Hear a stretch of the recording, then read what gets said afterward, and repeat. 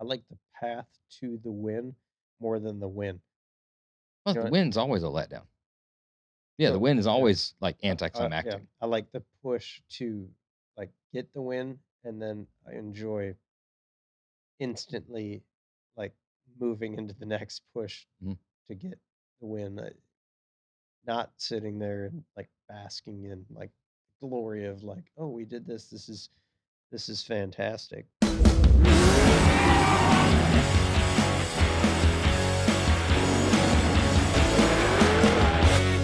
Welcome to Oil and Whiskey, an Ironclad original. I am Josh Henning. I'm Phil Gerber. I'm Jeremy Gerber. Welcome to Oil and Whiskey, an Ironclad original, presented by Billet HQ. Today's guest is Kibbetech founder Ryan Kibbe. Kibbetech specializes in premier off-road products and long travel suspensions. We've also got some new gear reviews, and we take some more of your listener questions. But first, it's time for On the Gas. On the Gas is a segment where we take some time to shout out an individual, vendor, shop, or company that's got their foot on the gas, doing great work, or just building some cool ass shit that we like to look at. And then we talk about it, or like these guys should be Go check on the them gas. out. Go check them out. And then we talk about them, and it's time for On the Gas. On the on. Oh, I didn't know where you're going. Sorry. We'll get there. Yeah, Not it's there yet. coming. Edge of my seat over here. Yeah, I know. I know you were really excited about the jingles, so just don't worry. They're in process. But for On the Gas, who do we have this week? Gentlemen. We have Henry over at Steadfast Manufacturing. Henry basically owns it with the Model A 32 game. That dude builds some killer vintage hot rods. Always And nails the stance. yeah, he has got the fucking stance just locked down. So some of those, I don't know if like the fenders are resting right there on the tops of the tires. I don't really care They because just it look just fucking looks cool. the way that it's just supposed to look. I mean, that's a 29 Model A extended cab truck. That's a tough vehicle to make cool. But he But did it. he's done it. And he's I mean, if you dig around his Instagram page, it's loaded with awesome traditional hot rod porn. Everything that Henry does is bitching, including his shop. He's kind of got like the dream setup over there, built a beautiful shop. I think it's in his backyard, isn't it? Yeah, in the backyard in southern Michigan, I think he is. Did it like 2 years, 3 years ago. Just absolutely awesome. Huge shop, super clean, all kinds of cool stuff in there. Yeah, Um, talented dude. I think he's working for the most part by himself, isn't he? Every, uh, I don't know that for sure, but I'm just gonna go with that because that sounds pretty good. yeah, Like, he's a small shop, and his shop's on his property, and he's building badass shit. But it doesn't matter what it is. It could be the traditional hot rod. It could be a muscle car. It could be a truck, and it's just got a look, for sure. and the right look. Yeah, the 32 sedans he does, dude. That is, man, the rake on them, the right wheel, the right tire. Dude, it's just so fucking sexy looking. The headlights, big 32 commercials or 34 34 commercials, commercial. sucked in tight, and everything's just right, man. It's simplicity, but yet very complex. A lot of thought obviously goes into that to make it look that simple and bitchin'. That's him Yeah, with good fucking sunglasses great beard in on an that. airplane. in an Great, airplane. great beard on that dude too. Phenomenal beard. Check him out. Steadfast MFG on Instagram. And that's not is that motherfuckers or is that I think Motherfucking garage. I think that's manufacturing. okay? It's short for. Got it. Yeah. Good. I don't know if Henry would like that. He doesn't cuss a No, lot. yeah, I don't think he does. So. Yeah. I think he listens to the show though. Yeah, I I think think he's made peace with it. Probably. I don't know. No? I think it's either listen or don't Listened. listen. I mean, yeah. We'll know. We'll find out. All right. Ryan Kibbe is the founder of Kibbetech.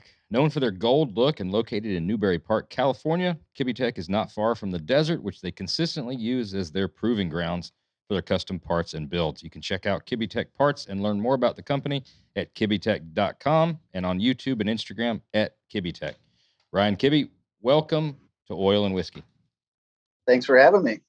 Thanks for coming on, man. Yeah. It's always fun to do something different.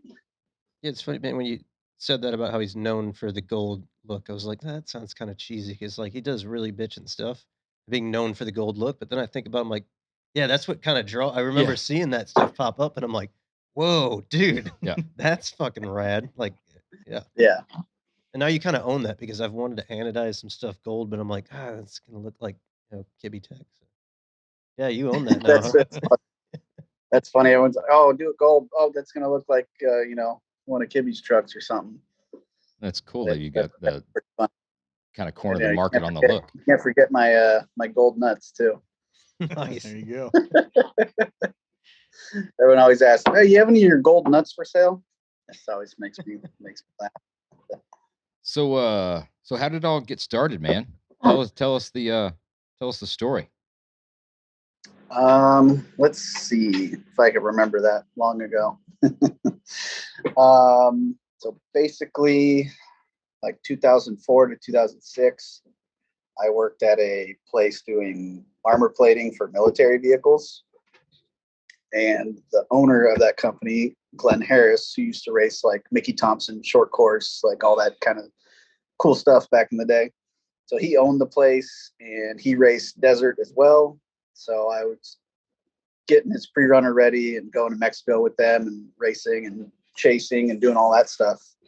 And then in late 2006, I stopped working there. I worked at another local off-road shop for about 3 months. And then the owner of that place was kind of a flake. So, like Monday, we'd start off at 7 in the morning. Tuesday would be 8. Wednesday would be 9.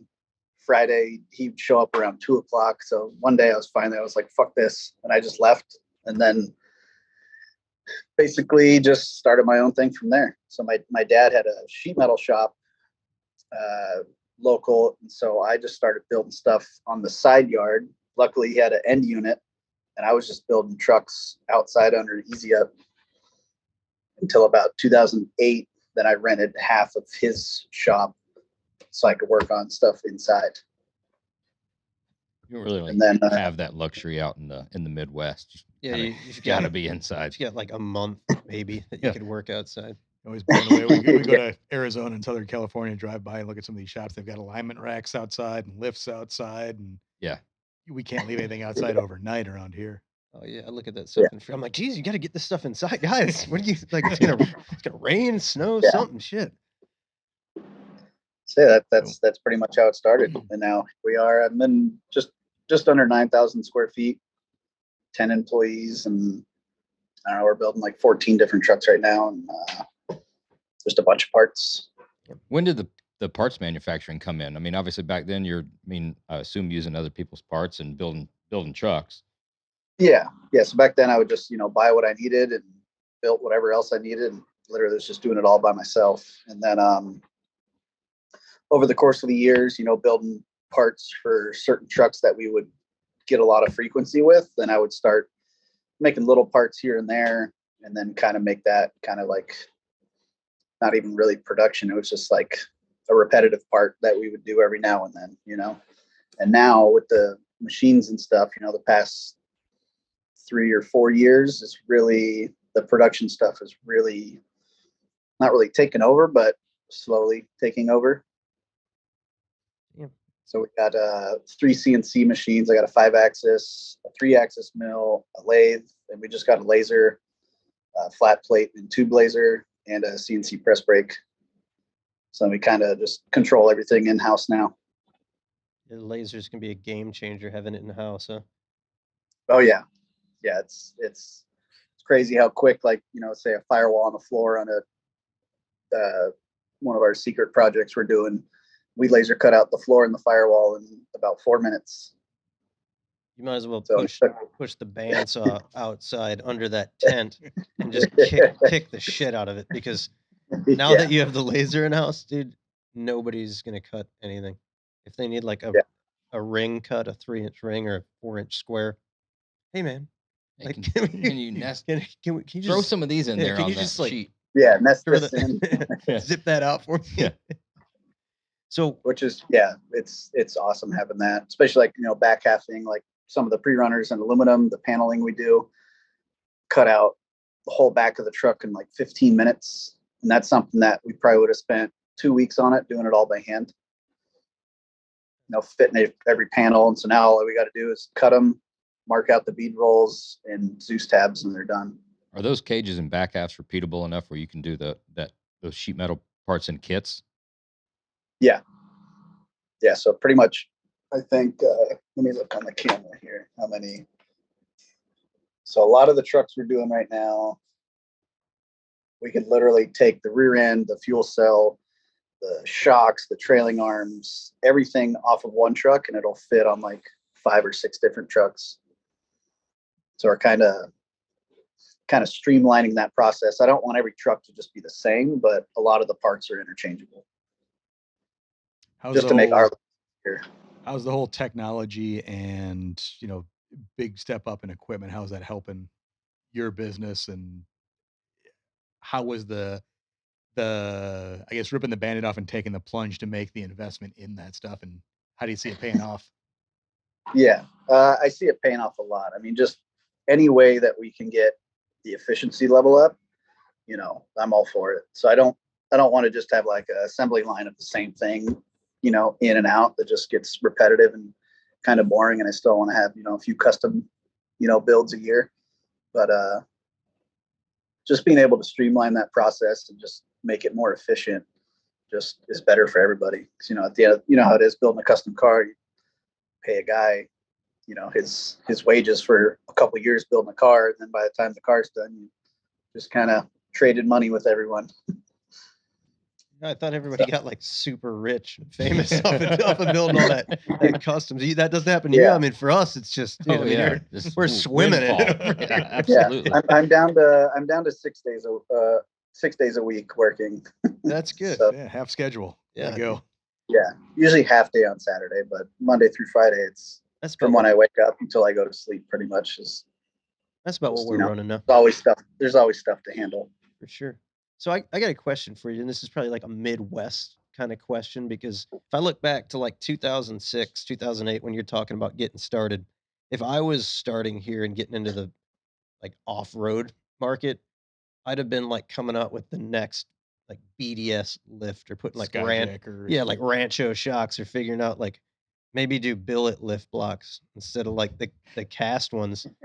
So I don't know if that's just like a West Coast thing, but that was an interesting era where there wasn't a lot of that like long travel badass shit being real deal shit. Yeah, it wasn't really in street trucks at that full-blown race truck at that time. Yeah, definitely. So where did you definitely in the past 10-15 years, that stuff has got a lot bigger and more popular. So is the inspiration, everyone just likes jumping, but I like going fast in the desert. So nice. So is the inspiration for that, and these are probably stupid questions because we're hot rod guys, but is the inspiration for that, I mean, you're looking at trophy trucks, you're looking at short course trucks, and like, oh dude, I could put this in my 1500 and still drive it to work every day, and then fucking take it out to the desert and rip it. Yeah, I feel like people see like a steel cab Chevy 1500 with a bunch of stuff done to it. Like, oh, I can have that. That looks more attainable than just, seeing a trophy truck on YouTube or finally seeing one in person. Trophy trucks nowadays are $500 to $1 million for a trophy truck. So, someone can get, some suspension on their daily driver and, just have some fun with it and start there. That's great. I remember like that era, like you're saying, it was especially coming, I was in the South, it wasn't West Coast either. So you're starting to see that stuff.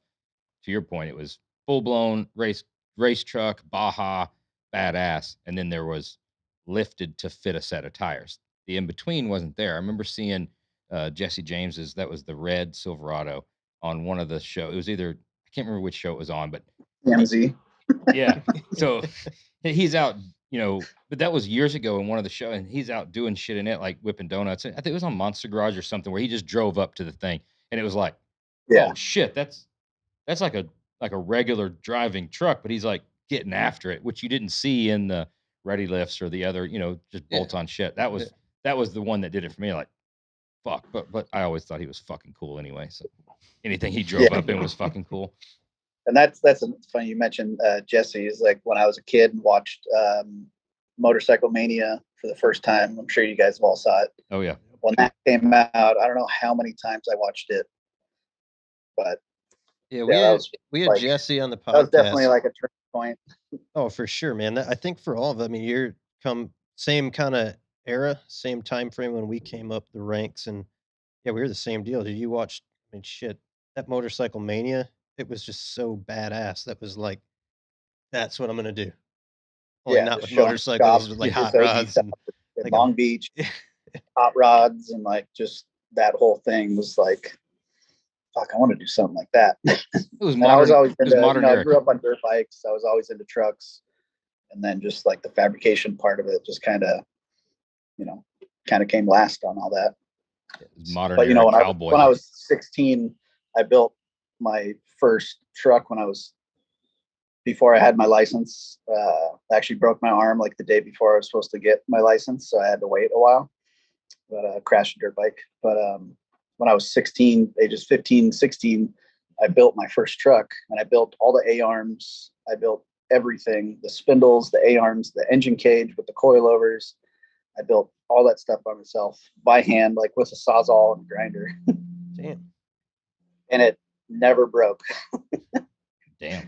which Now, was amazing. I now you broke like machine it on like a axles and five broke like axis. spot parts, but Yeah, now you put hundreds of hours of engineering machining on a 5-axis and something breaks. But when you did it, when you stick weld or you Yeah. weld it together with your flux core Hobart welder in the garage. Back in the day, Yeah. it was Yeah. So back when I built that one, I TIG welded the upper A arm, and then everything else was MIG welded. Oh. But yeah, we don't do any MIG welding that anymore. You I guys started that TIG only shop hashtag years ago, and then I just kind of shot myself in the foot. Now we have to stick by it. Yeah, dude, we were the same way, but we kind of we caved at one point. I mean, we were die hard TIG everything. I mean, we still, you're kind of like in your own, like on your own level, I'd say. But we bring the heat with some TIG welding. But there's a time and a place for the MIG. I mean, we brought out a chassis line, and it serves a purpose. But in your world, what you're doing, I mean, man, I'd never Yeah. want to set it like Yeah, I couldn't see A-arms all. MIG welding anything that we do. No, I think you guys have it's such an art form what you guys are doing that I mean, fuck, I wouldn't buy your A-arms if they were MIG welded. So Yeah, that just kind of separates us from the people that don't do it like that. so when you talk about And, that, and if there's, to me, if there's a better way to do something, that's the way that we're going to do it, and that's going to be the only option. nice. I guess that kind of answers the question because I was going to kind of ask like how with there's so many guys doing like I mean fucking around in the off-road world and you've set yourself apart. I mean, what was the mindset? How did you approach that to land where you're at where you're I mean, clearly like in a league of your own, qualities second to none. What was the thought process in getting there? Was that just like a, "Oh, I'm just like a good fabricator. I got OCD." Did that happen by accident or was that like I a think focus? it's definitely a OCD thing, and like I don't want it like how do you word this? I don't want anything to be look at something that we're doing and be like, oh, we could have did this and that would have been better, but this is good enough. Like there is no good enough. It just has to be the one way. And I guess over the years, that's just progressed more with my skill set. And then the guys, I bring in their skill set, us kind of collaborating and, doing what we do. But I have basically look at every build. Like if I didn't have a budget and I can just do whatever I wanted to do, that's kind of how I want to build them. And that's why now all the trucks we build, I only take in select few like customers that have a budget, but it's a big budget. Yeah. Where like they're not going to cheap out on their wheels or their shocks or like the wiring or anything. It's all got to be this one way and that's it. If you don't want to do it like that, then this isn't the right place for you. What was the first build that you think like started putting you on the map? What was the big one, or was the either the customer with the right budget or the right set of circumstances? What was the one that you started seeing that trajectory climb the way you wanted it? I'd have to say the first one that really kind of put us on the map was the corporate cruiser. That was like a 2003 Chevy 1500. It was our first time ever being in a magazine, and it was on the cover. Offroad magazine, and then the Bugatti Max Duramax build, 2011 2500 Duramax pre-runner that we built, which is now actually my daily driver. I ended up back with the truck, which is pretty cool. But that one was also on a bunch of covers of magazines, and like the detail that we put into those, I think kind of separated, took it to that next level. Like not too many people are doing custom color shocks, billet parts, anodized, just a bunch of just really nice parts, installed in a really, professional manner, and just a clean way of doing things. You mentioned the billet parts. I think that's what stands out to me a ton is looking on your Instagram. You guys are going pretty insane with all the billet control arms, billet rear trailing arms, 4 bars. How'd you make that jump? And what was the mindset to go from fabbing everything to machining it? Yeah, so I always wanted, I always knew what suspension parts I wanted to do out of billet, and it was just never attainable trying to have like a third party do it. It would just, I see some people do it, and I don't even know how. They must just break even on selling the trailing arms, because machining a set of trailing arms does take a long time, and it's a big piece of material, and that material is expensive. It's like, to do one trailing arms, $1,400 and 75, and that's just the aluminum. And then we do stainless inserts for the bolts and all that other kind of stuff.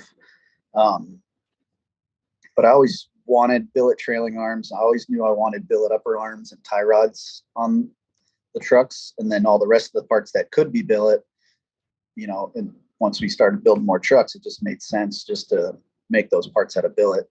And now that we have all the stuff in house, now we kind of update all of our old designs and revamp everything with all of our new capabilities. And just the more it's easier for me to pump out billet parts out of the machine than it is to laser them and have a guy sit there for a week and weld trailing arms. Yep. The fastest I ever did trailing arms was 4 days, 10 hours a day, and that was one set of trailing arms. What's the machine time on a set of those? I want to say 16 hours per arm. So we're saving a little bit of time there. But the machine a don't have to little bit sleep. more money up front, and the machine cost and all that stuff.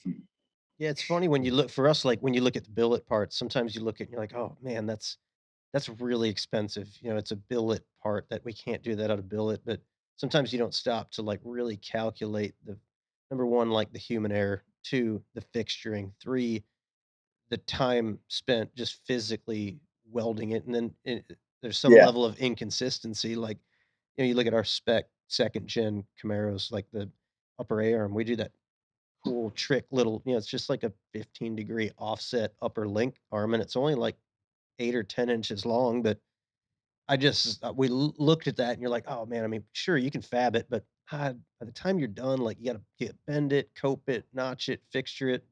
It's just easier sometimes to do it, and it's significantly more badass looking. Oh yeah. Yeah, and just the repeatability, and if the machine's on a 4-hour cycle, it's not going to stop to go take a shit or text its girlfriend. Yeah. Although they can go up in smoke. We just had a power surge and came into the lathe just smoking and not working. So Haas is on their way out to see what's going on with that. Fingers And crossed that's on where that also number never ends good up. when the Haas truck is outside. That's never good. Yeah. But they're good. I mean, Haas gets out there, wham bam, they get it And done. yeah, the cool part about Haas is their main facility is 15 miles down the road. Oh yeah, that's Oh, right. So they're right there. And Yep. like Willwood's 10 minutes down the street. So we're kind of near a lot of people that we use too, which helps. Piggybacking off the billet parts, I know you talked about earlier that you don't want every truck to be the same, and you don't want to just be shitting out a bunch of the same trucks and stuff. And I get that. I get the creativity is still what drives.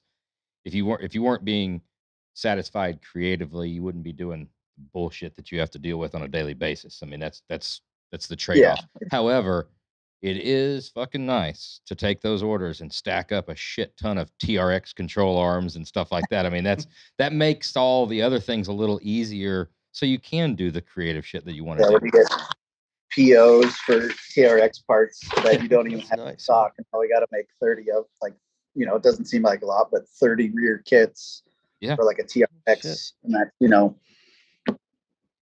15 grand in uniballs and $15,000 in material to get going, but so we're actually going to start on those pretty soon. So a friend of mine actually just got a brand new Raptor, and he's going to drop it off next week.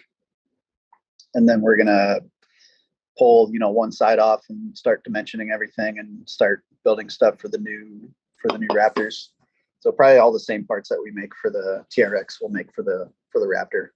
Dude, the TRX, like for the Mopar guys, I feel like you should hydro dip those with like repeating Hemi logos or like skull and crossbones or like you want that. You want that badass. Yeah, you want that mail, aren't you?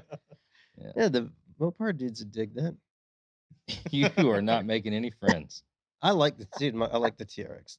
It's kind of cool. I like the TRX. Yeah, So that would cool. be, if I had to go like buy a new truck, I mean, it'd probably be like a Chevy 2500 dually with our coilover kit, or it would be a TRX.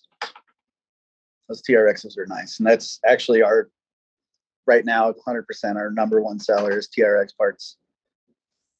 Like we just finished a run of suspension parts last week, and they're all gone. What else do you build production suspension parts for? We do Chevy CR2. We got Gen 1 and Gen 2 Raptor upper arms. We got some Tacoma upper arms, some Chevy 1500 upper and lower arms, 2011 to current Chevy 2500, 3500 coilover conversion kits, and a bunch of other parts to go with that. Tie rods, leaf springs, billet shackles. We have a pretty decent, product line right now. Handbrakes and battery trays and fender washers and lug nuts, and we got a pretty decent amount of products we got going on right now. What are the advantages of doing the billet upper arms with the uniballs in them over what's factory? You see them on like all the badass trucks, and you're the expert. So what's the advantage there? So basically adjustability, because we use a Heim joint on the chassis side. So it's got a Heim joint there, so you can get more adjustability rather than just the slotted upper, lower, like cam adjustments. And then more angle at droop, so you're not maxing out your upper ball joint. And then obviously strength, 4 times probably stronger than stock. You're not going to blow out a uniball or break that uniball bolt like you would a ball joint. And just looks, they look a million times better than stock. And a lot of these guys, they don't use their trucks.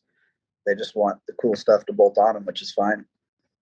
So you gotta have the name. You gotta have the name behind it. You got the street cred to know you can go beat on it.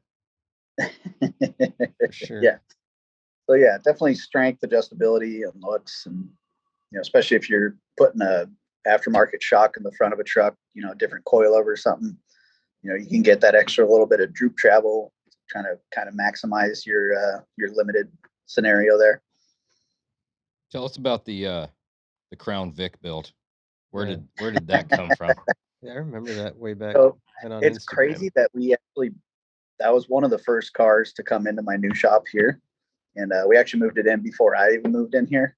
So I think it's about 10 years now it's been, which seems insane.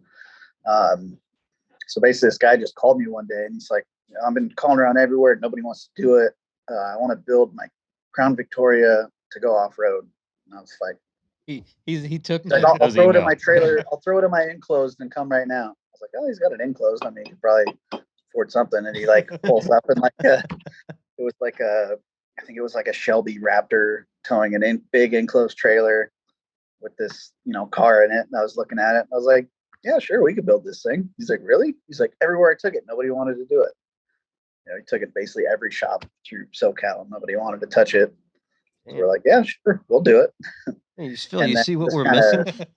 We get those emails probably 5 times a day. Not that exact thing, but can you make this into this, or things that shouldn't exactly like you're talking about a Crown Vic to go off road. It's a rear wheel drive PT Cruiser. Yeah. and- My car's front wheel drive, make it rear wheel drive. It's rear wheel drive, make it front wheel drive. Hey, I want it all wheel drive. You know, all the different types of stuff. Make it, you know, it's really high, I want it lower. It's really low, I want it higher.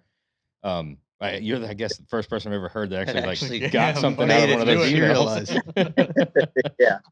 So it was, it was pretty crazy. So it snowballed a lot. I mean, we did, you know, full cage, front to rear, front and rear suspension, all one off, like custom. It had 4-link in the rear, fuel cell, spare tire under the stock trunk lid was a spare tire and a fuel cell. So that's how big those things were for smuggling or whatever. But, you know, 30 something gallon fuel cell and a 33-inch spare under the deck lid. Had like transmission coolers mounted in the trunk. We built all the A-arms up front, LS, turbo 400, 9-inch rear end, you know, just everything. Like 4 race seats. It was a 4-seater. And then literally the debut was at Sand Sports Show, maybe 2015, maybe, or 14. So we had it there with KC lights in their booth because they had a bunch of their lights all over it. And it was just like everyone was losing their minds over that thing. And then they had a Robbie Gordon Stadium Super Truck race going on in the parking lot. So I asked Robbie if we can race the car, and he said yes. And then we pulled the car out of the booth, drove it through the show, and then I entered in like the race. And we were doing like the big ramp, like over under jumps and everything. And the owner of the car is sitting next to me while I'm racing. That's he nuts. was, him and his dad were at the show all day, and they got a little tuned up drinking Coors Lights. So they were in no shape to drive anything. So I ended up bringing my helmet and my race suit to the show, just because I was like, oh, that would be a good idea if we did that. And then it actually happened. That's awesome. So, Really awesome. Is there a video of that? I've seen I still videos got of the car.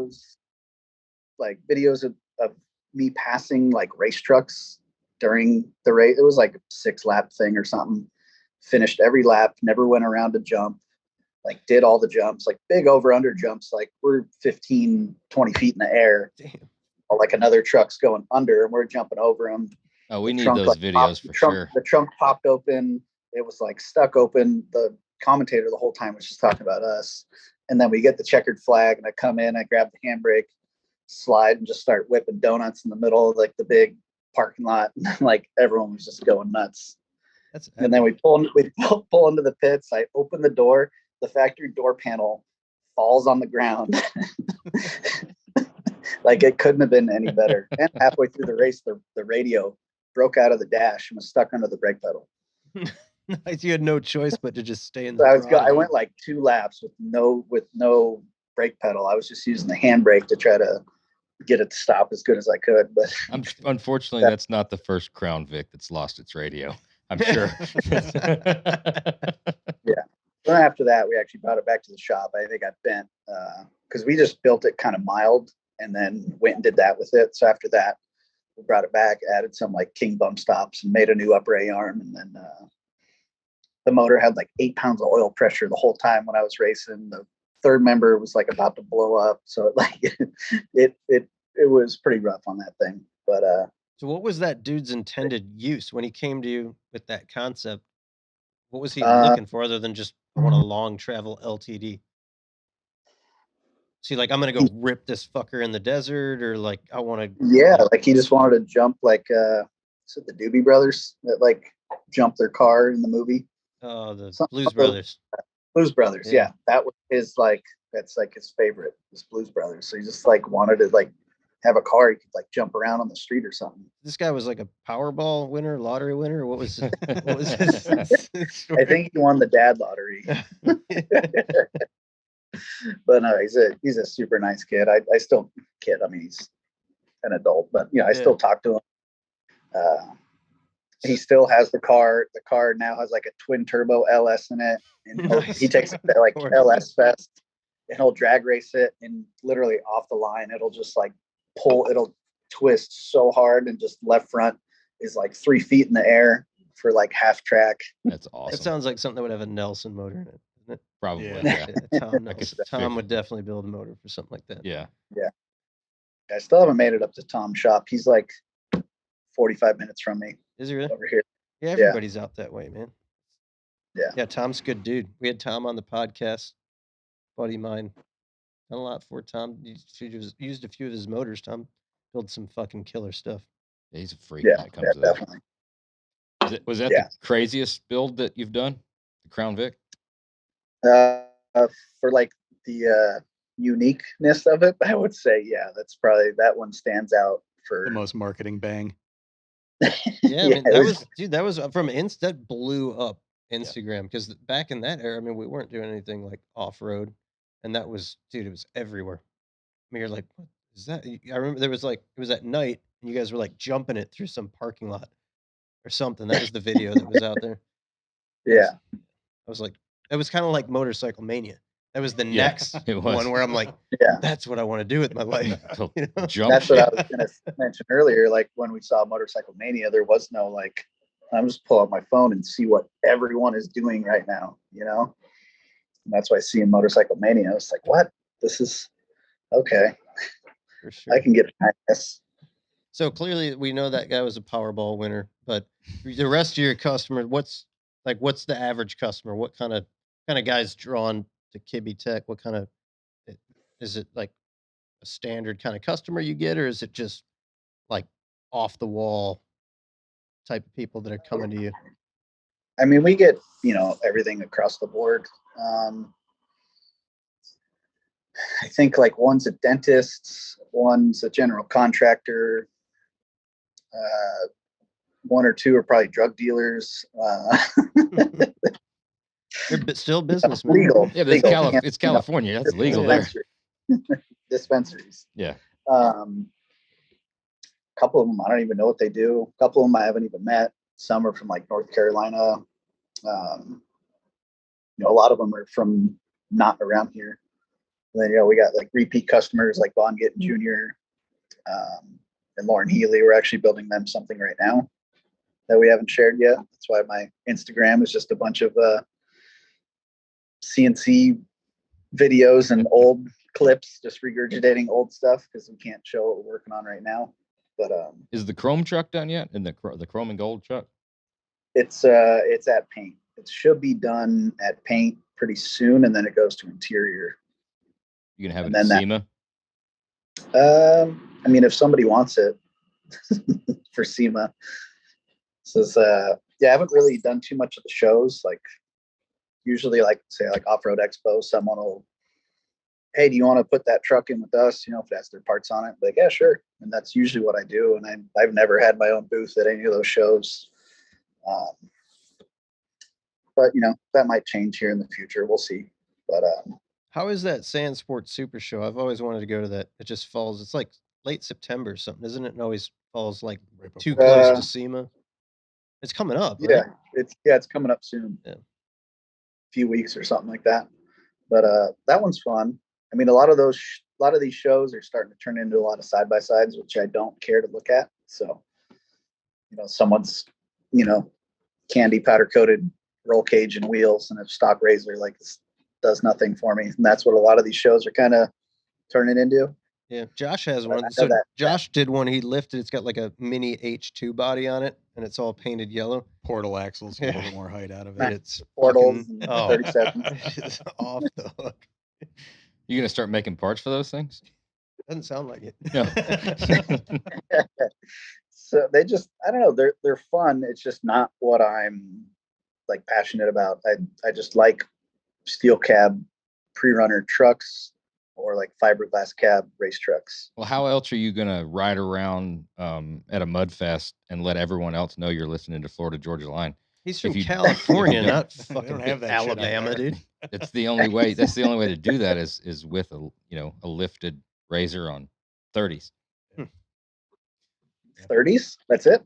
That's the wheel diameter, not the tire. That's the wheel. We play in a different world than you. Spinners. Yeah. The no, smallest tire we run is a 40 these on all of our builds. Right. You talked about it earlier on like machine costs. Me and him were looking at a lot of the side by side stuff Yeah. and just wondering like how the hell do some of these guys like build complete like suspension kits for $5,000. We look at it like the material cost has got to be 7, and then they're machining it and putting all, you know, Yeah, uniballs and some of the heims in it. And if they're giving away, machine time for free, or we're always baffled about how that actually even works. Yeah. yeah, everyone always asks you, get into side by side. It's like, how do I even, this guy makes billet arms or billet, radius rod kits for so cheap. Like, how could you even compete with that? It would be double, triple the price just to, try to pay the bills at the end of the day. China. I mean, are they like even made even here? like even Units some of truck the from Home big guys. I Depot. mean, you look at like Tatum does. They've got a whole new UTV line, and I look Yeah. at the link bars too, and I'm like, holy fuck! I mean, And the comparing stuff those looks to nice, things, and we know that she's making them all like in their shop. yeah, So yeah. I it's don't know not if like they they either they have like really fast spindles, or they just don't track just speed Volume. rate, just enhance. machine time. Yeah, I don't know.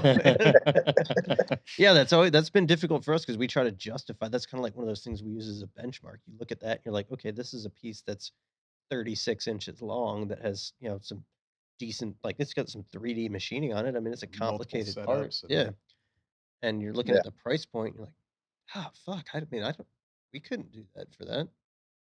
I don't know. Quantity, 5-axis and a Yeah, shit ton like of volume. yeah. Nylon the woven material, the polymers, man. heim joints, the space for the heim joints, anodizing, and I think some of their stuff's probably machined after anodizing. I think I've seen some of that. So there's like so many setups. Yeah, yet another setup. Yeah, that's How many licks It's a does it mi- take to get to the It's center? a mystery. Yeah. It's a mystery. The world may never know. yeah. But we'll see. Maybe we'll come out with something for like the Pro R or something, and then just sell it for an astronomical amount and sell 2 a year. There's always a market for that. Everybody always wants like the best be of the the guy. best. So from an exclusivity standpoint, like having something that's the top tier, like if you just Yeah. if like I mean I could see it right now. I mean, bitching gold billet parts on Oh yeah, on a black UTV. it's like some Man. speaker pod mounts, like on the roll cage. The Get into the wakeboard boat stuff. yeah. I mean, What's a go ahead? Do you mess with the sands to any of the like the sand car stuff? No, not really. I mean, I have a couple of my customers that we're building trucks for, and they have sand cars, and I've had them bring their cars in here before to just do some work on them. But everything that we work on is only trucks that we've built from start to finish. So if someone else brings something in that someone else built, like I just won't work on it. That's So I usually the started best policy. yeah. That started really saying- is. I started saying no. Dude, I mean, honestly, that's the best thing you can do. We've done like courtesies for customers, friends, and once that project's been started somewhere or it's got somebody else's stuff, like it's 100% of the time It that snowballs. You start it's a taking out more, and disaster. you look at this, and you It's difficult No. to explain to shops out there or even other people like that would be listening.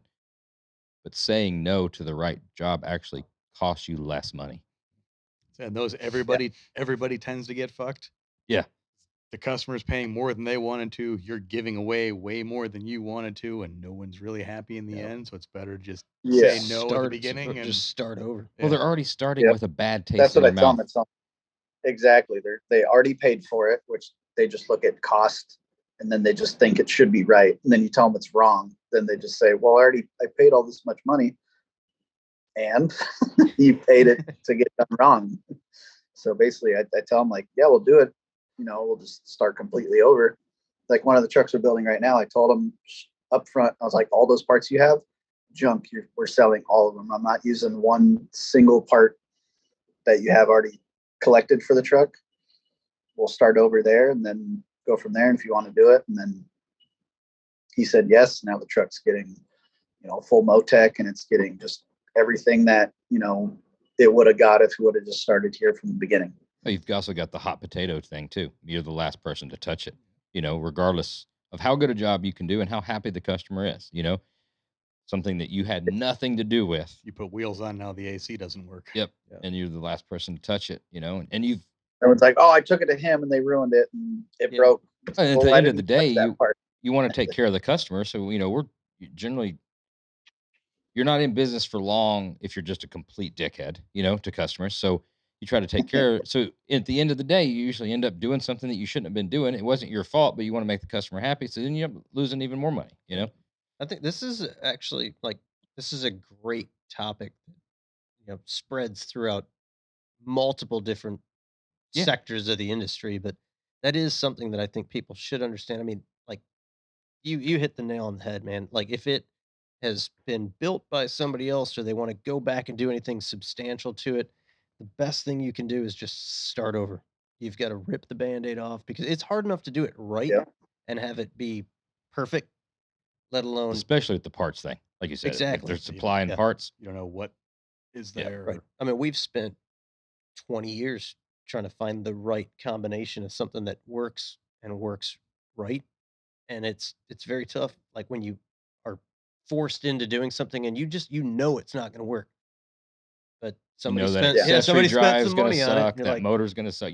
yeah, that It's fuel pump's going to lock up. It's going to leave you stranded on the side of the highway. But that's learning how to say no. We touched on it briefly in a couple episodes ago about that, learning when, or I guess maturing enough to get to the point where you knowing when to say no, and you can physically say Yeah. no is way more important than doing the right things. Saying yes to the right Yeah. things. Saying no to the correct things is more important.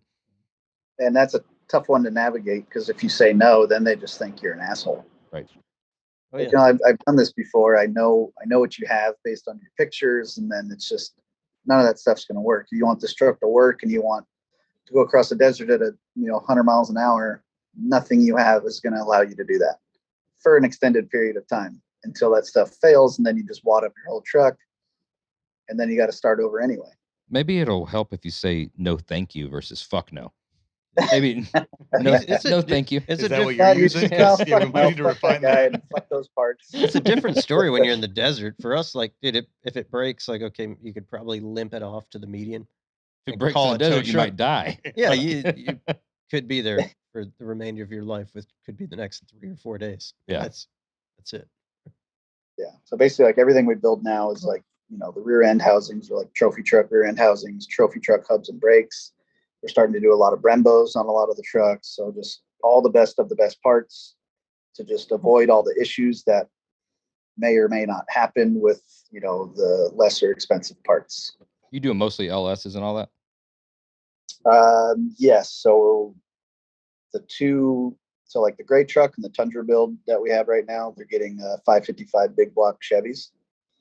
So like I think it's a dart block, 950 horse, race gas only, dry sump, all the cool stuff injected. So basically like reached our limit with an NA LS. Yep. And just I always want more power in anything that we do. It's like, oh, this is fun. Then you get used to it for 10 minutes and you're like, I want more. But especially going with like 40-inch tires, we lose 40% of the horsepower through the drivetrain. So like, cool, you got 1,000 horsepower, you got 600 of the tires. Yeah, that's what I was gonna say. We messed around in your world just enough to be dangerous, but we did that Colorado pre-runner. That thing was like 750 horse, tall deck LS race gas, and dude, that I mean, it felt like a 430 horse LS crate motor. It needed Yeah, like 137. Start Yeah. getting big tires and everything, and then it just it eats up horsepower. You doing any forced induction on any of these? So we're building that Defender 90 with a 418 LS3 stroker with a Whipple, and that's supposed to be like 1,000. But not too much of this, like the desert stuff. I don't like doing forced induction. I feel like the throttle response and just the extra parts is just not the kind of power band that you want. So basically, like say you're coming up to a bump, and then you want to be like a dirt bike. Right when you hit that, you want to be able to just snap the throttle real quick and just get the front end to pop and just be able to set up the truck a certain way. and that just doesn't work with forced induction. I have yet to like have the magic combo to where you can like actually get that to have that instant throttle response. What computers and stuff you running on that stuff? So all the latest stuff we're doing is getting all Motec everything. That's and a lot of the stuff Holly or Motec. With that forced induction stuff, that's something I've always wondered, because you see, like, you watch the sand drag guys like out in Glamis, and everybody's about like, just you need to do like 2,000 miles an hour and win the fucking sand drag. So they're massive fucking turbos, but like driving turbo cars on the street are a riot, you know? I mean, they're an absolute blast. It's violent horsepower the way it comes on, but Glamis is a different story. You got big paddle tires and everything's just eating up horsepower. You know, like you put paddle tires on a trophy truck, you'll barely break 95 miles an hour in Glamis. Really? Then you got a twin turbo sand car with a pound per horsepower doing 200 miles an hour like nothing. But I just feel like the throttle response isn't there. Like, there's gonna be lag in the bigger, it takes big turbos to make big power. And that's like you said, it's all about you drive it like a dirt bike. I mean, me and Phil screw around in the dunes, and I've got a Whipple charged Tatum car, and that's the same thing. Like, you have to drive it. You're driving it like a 125 dirt bike, and you want to stab it, and just anything you see, just whack the throttle. Fucking nose comes up, and you just wheelie over it or something, and it gets it done with the Whipple. But I always think about that because you can make a shit ton more power with the turbos, but I just feel like that's for the dudes. It's almost like bro dozing, I feel like it's like you're gonna be the sand drag guy. You were making all the I'm gonna get beat, dude. I'm gonna get fucking beat up. Power war guys that I'm not going to California ever.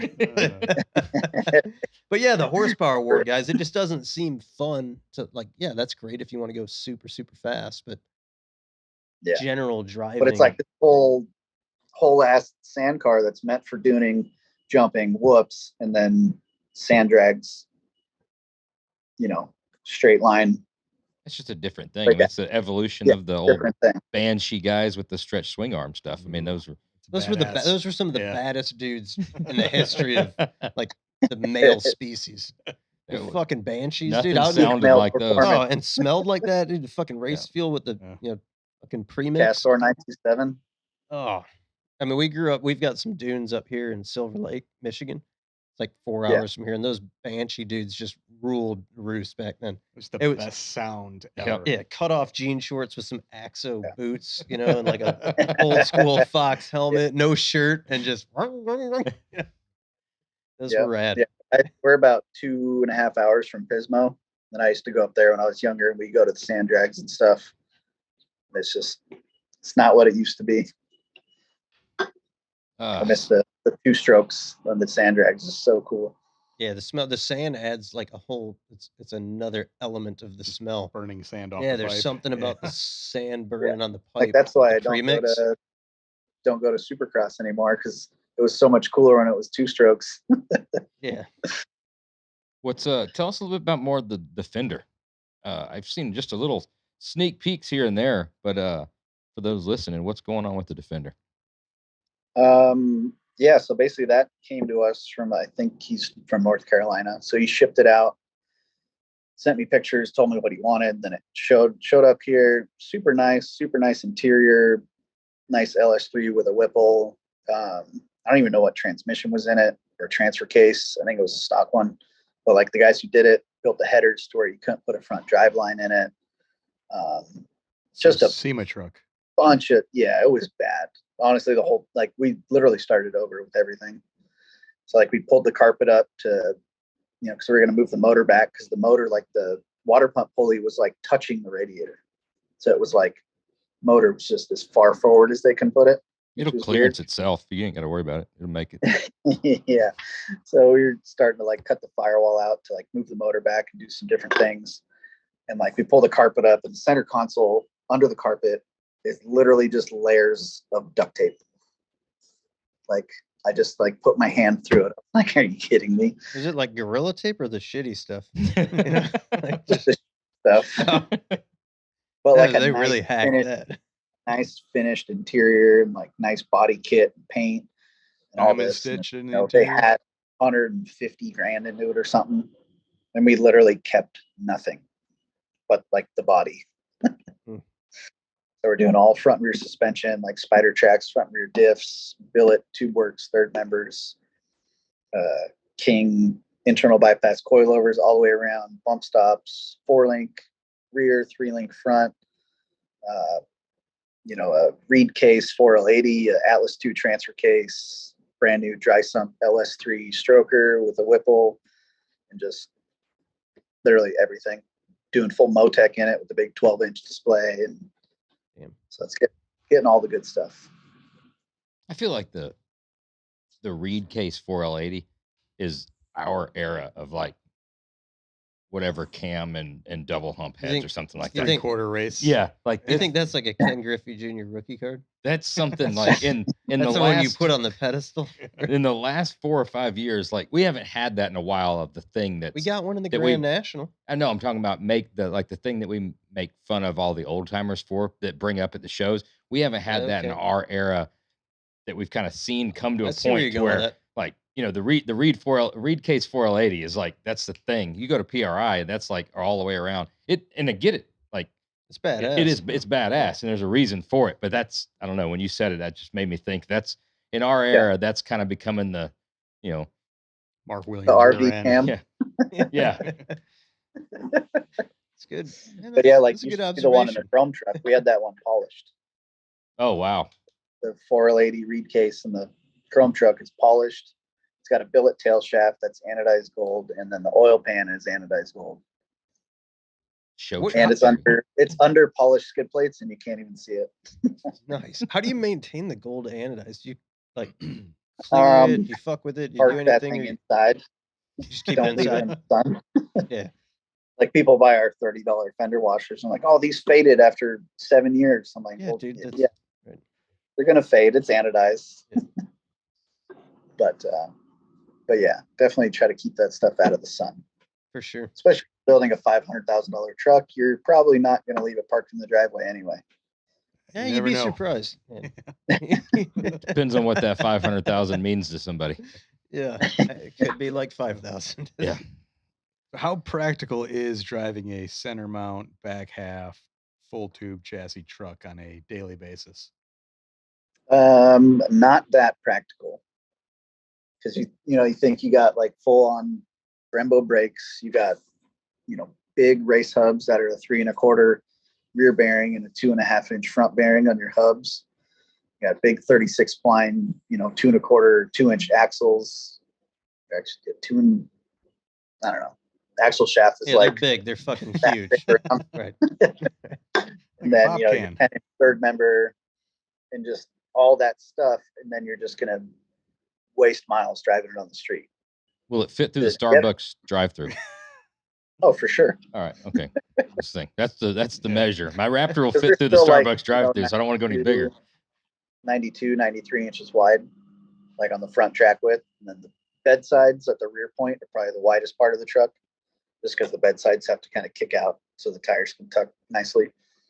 But yeah, you can drive around. It's just, I don't recommend it. It's just almost a waste of a prep. Say you go to 1,000 miles in Mexico and say something breaks at 900 miles, that wears out because you drove it around for 500 miles down PCH, Yeah.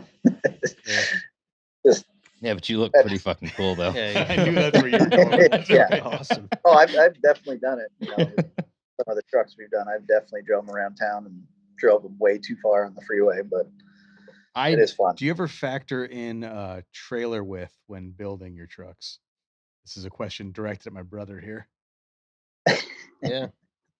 So We figured it out. there's a couple companies like Bimetal and Euro trailers, and they basically just anyone that races off road, they have trailers from these guys.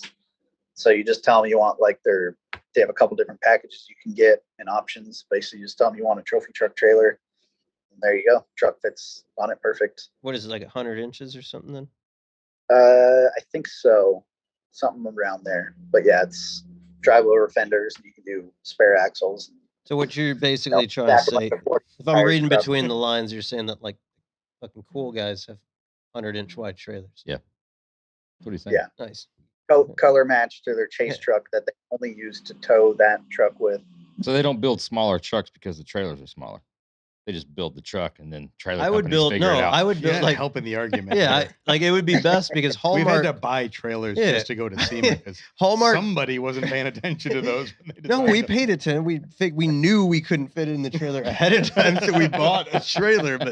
But I mean, Hallmark makes like a 75-inch wide trailer. You could put Get 30. your Miata in there. Yeah. Yeah, you could put like 33s on a S10 and get it in there. Yeah. That's- That wouldn't be yeah. cool. Yeah, you'd be super badass. I think about this all the time to your, asking about practicality of driving it. The reason, That's what I want for a daily, but well, I know I'm not mature enough. yeah. I Me too. can't I afford it live at like all. 5 miles away. Nor can from you my afford the shop. ticket, the legal fees. Yeah, that's the problem. I know I can't afford it, so I don't have to worry about it. However, the dream is quickly smashed when thinking about it because, especially out in California. I mean, we've done some of those road tours. I mean, PCH and some of the stuff that out here I would get in trouble enough, but we still got like fences on the road sides and stuff like that. You're driving through there and there's nobody around, and there's no reason why you can't just go that way. Yeah. And I would just You'd go go that that way. way. Yeah.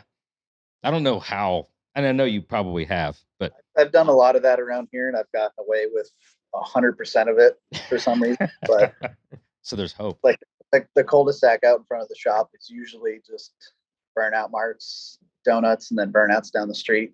And the cops would come here before. We're like, oh, we know it's you guys. Just keep it cool. All right. Fuck yeah. We've had the cop pull into the shop afterwards with the quote of, I didn't see a dragster going down the road, but if I had seen a dragster going down the road, I would have had to give somebody a ticket.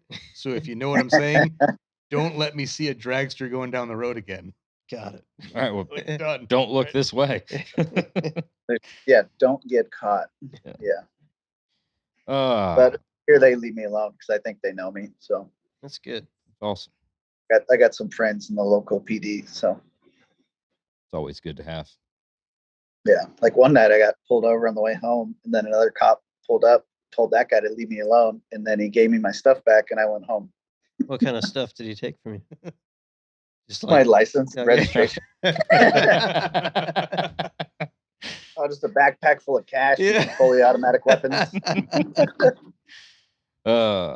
gold plated AK. I know Yeah. that's a lie. Y'all are in California. Yeah, you probably had like a Yeah, it's 20, gold-plated. 22 Derringer or something. That's about all you can have out there. Now we come to the part where we ask some of the standard questions that we ask every single guest. And Boring. you ready? No. Yes. What was your very first car that you ever had, and a story about that car? Very first car was a 1996 Dodge Dakota with a 3.8 or 3.9 V6 in it. And that is the one I built all the A-arms and everything for. Pretty sweet. Extended cab or regular That's cab? regular cab. And it was red, and I hated the fact that it was red and had like whatever graphics on the door. So I actually DA'd the whole thing and I painted it black, flat black. Oh yeah, I mean, fucking hardcore. yeah. Oh yeah, super hardcore. Back in the Metal Militia days. Oh, Yeah, Metal Militia. Damn. Do you have the sticker on the back window? That's Oh, of course I did. with the, my dirt. the Monster Energy and the drink holder. Dude, That wasn't even a thing back then. Yeah, it was like- like Oh, that. It was- yeah. Shit. Can you?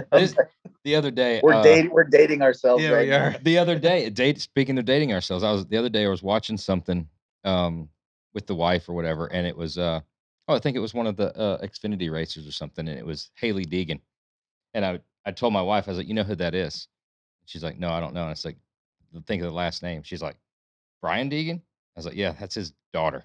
So she's racing in the Xfinity.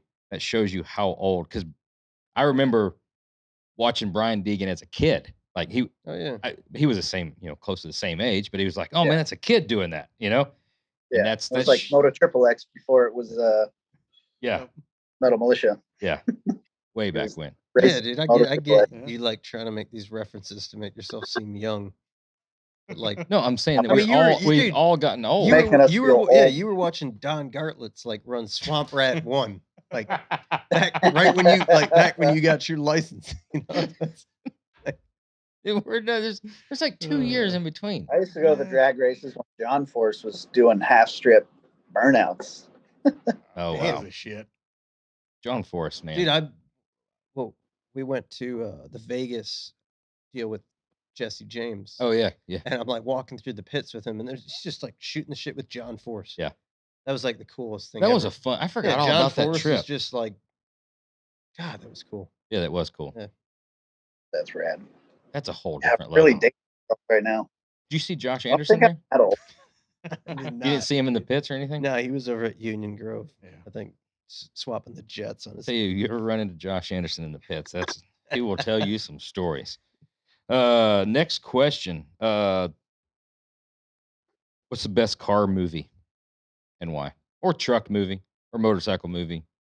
Is there any that are like really good? No. We said what's the best one? Yeah, we've done like 40 of these things, and the answers have been all over the board. Josh is still Herbie the Love Bug is number one. I'm a Cannonball Run guy or Days of Thunder. Every day after middle school, I would come home and watch Dukes of Hazzard. Oh yeah. Every day after. How the fuck has nobody said Dukes of Hazzard? Well, we say movie, so it probably throws them off. It's a It movie still too. counts It's a TV show. shitty movie. Yeah, Except for Jessica I'll Simpson. 100% accept Dukes of Hazzard for sure. Because they're just sliding the car around, which was awesome. Made me want to slide something around in the dirt. Oh yeah, that's and the they're exact reason I watched it, for sure. Is that where you Oh, like? Daisy. That's where you figured out like the triangulation and the roll funny cages story. too. Yeah, the extra roll cage when they're jumping compared to when they're just driving. Yeah. Funny story. John Schneider, which is That's Luke the Duke. blonde Duke boy. Yeah, Bo or Luke. He actually lived around here. I don't know if he still does live around here or not, but he used to drive around in generally all over town. Used to see him all the time. Yeah. Dude, I used to like. Live I in the had. glory days. Yeah, I was like super. And I into- saw him at the bar once, and I told him to do a burnout when he left, and he did, and it was fucking awesome. Dude, imagine, that- imagine how much snatch he pulled that's with that. fucking sweet, Driving dude. around. I pull up to Snatch the is the bar key word. on my Harley. I was on my Harley. I go inside, and he's sitting at the bar, and I was like, no way. And he was with some other actor guy. And they go to leave, and I go outside and I'm like, do a burnout. And he shows me the car. He's got some built Mopar big block in it. He's running on race gas because it smelled really good. But he pulls out, he backs up. He has his arm hanging out the window, and he just did a big old brake stand, and then like second gear and just burned out all the way down the street. Dude, honestly, I feel like you were just wasted, and that was Kenny Wayne Shepherd. Like, seriously. Like, I mean, he's got that fucking Yeah, I know. Yeah, everybody that's in the industry knows. right. That was like 16 rides episodes Yeah, of that's Kenny what Wayne it Shepherd. was. The John Schneider thing. That one that was tough for me when I watched him on the. It was Barrett Jackson. They auctioned one of the cars off, and they had him, and he starts like dancing on the roof of the car in his cowboy boots. Just murders it. And I'm watching the fucking roof, just Destroys like, the roof. oh my god, like just dancing on the roof and it's just fucking caving in. How could he dance? And then they sold it. what it kind was of, like- what kind of moves did he They have? weren't great. I mean, it's fine. He still looked all right in his cowboy boots and Wranglers, but I'm thinking an opportunity for a good collab on this one here. A RoadsterShop Kibbetech General Pre. oh, Oh, you just threw it Yeah. out there, huh? just- I'm going hard Oh, on you it. did. Wow. You just gave up the Hmm. word that the name of it. Someone's I going to did. steal Phil it. threw That's the the whole thing exact out. thing that I couldn't believe he threw out I've Yeah. there. talked about it like 2 or 3 times Yeah, already. you got to keep Yeah. those things to yourself. Jeez, yeah, you did. I don't I got share excited, much sorry. as I used. Yeah, Everyone yeah, else Phil's shares getting their top. here. Well, Phil's getting like super. Phil's drunk. You know the General Pre's done now. That's being built. But Yeah, that's something that's gonna happen. Speaking of that, this is not a standard question, but how's our spindles coming? For that. So we actually just finished them in the computer yesterday. So we just gotta get the material here and probably make them see, I got to finish this cantilever. We're building like a little drift truck for somebody. So the 5-axis is tied up with that right now. By somebody, I think he's referring to Vaughn Getting Jr. Well, And he's like, only reason No, I'm it's asking not. is It's something else. so I'm We're asking building so something this else is for them. this is documented live. So when There's my a- buddy documented from live. Marquette Customs calls me and wants to know why the chassis hasn't shipped, I can say, look, we can ship We're it waiting. without the spindles. You can drop ship those. there's a tape delay too, Yeah. so you got that. Right. Yeah. We can drop ship them. Tape delay. Yeah, but these are going to be the first ones we did for Banks for Lockjaw came out really nice, but these are going to be way better. So they're Sweet. probably going to want to make them a set too to upgrade. Nice. looking forward to it. Looking forward to it. While you got the But, machine running, just throw some more material in. Oh yeah, But just yeah, times all 2. one piece, just billet, straightforward. Be a lot better than welding them together. Sweet. Yeah, Have you done Turned a lot of Baja? Have you been down to Baja? I haven't been there in a long time. Just been too busy, getting busy. I'm always trying to get somebody. We talked to a bunch of different guests, and they've all had different varying experiences. I always try to get a good Baja story because I feel like there's stories that people are just not telling because it's in Mexico. So I wanted to know if there was something that you could tell right now and get off your You're chest. looking for that that donkey show story. No, That line? it's No. not. That's not where I was The going with that. truck flipped. We're in the I just Is that desert. all you're fishing for? You just fishing for the donkey story? There's got to be a good Baja How would you story. think the donkey does you? Yeah. That was in a movie. The donkey's Yeah. like, How would you fuck think? no. Let's see. I was out pre-running. This was the guy that I worked for before I started my shop. We were out there pre-running. We were out there for hours. We just stopped in the middle of nowhere and get out to pee. And I'm sitting there peeing, and then I hear the bushes like rustling around, and like 5 federales come out. They're younger than me at the time, and I was 18 or 19 at the time. And they got like their full automatic weapons, and I'm like, oh fuck. And they just asked for some stickers, and then we just kept going. But imagine just sitting there with your dick out, and then 5 dudes roll up with machine guns, and you're like, oh fuck. Oh, I'd put the dick away quick before any negotiations started. You're like, no, leave it out. But yeah, Only you would go that that. I'm not. I've got so much. what else? There's I'm so just- many stories. I'm just gonna keep on moving. Last but not least is what's in your pocket right now. Time to do a pocket dump. Better be a Sharpie in there because I know we pulled you off the welder. Yep. Yeah. Bam. There it is. Oh, let's see. Oh, sweet. Sharpie, What kind of knife? That's sweet. just a buck. Oh yeah. Someone gave it. Good I think looking I have knife. some gold ones too. People always give me gold knives. But yeah, that and then some chapstick. Knife, Sharpie, and That's what I'm chapstick. talking about. This- That's FK Well, Rodden's chapstick, which is pretty funny. You guys are you two are getting learned on some chapstick, aren't you? I- Who's that? Jesse James too? No, Yeah. I think Richard Rawlings. Kyle has Tucker. chapstick. Kyle Tucker had some chapstick. Basically all Yep. like some of the most He has badass fucking fabricators chapstick out there. constantly. Eddie Give him a hard Alterman, I time. think, had some chapstick. Eddie Altman didn't have Yeah. any Gotta have chapstick, dude. You don't want to be rolling around all crusty. Yeah. Nobody wants to. I Nobody wants get to.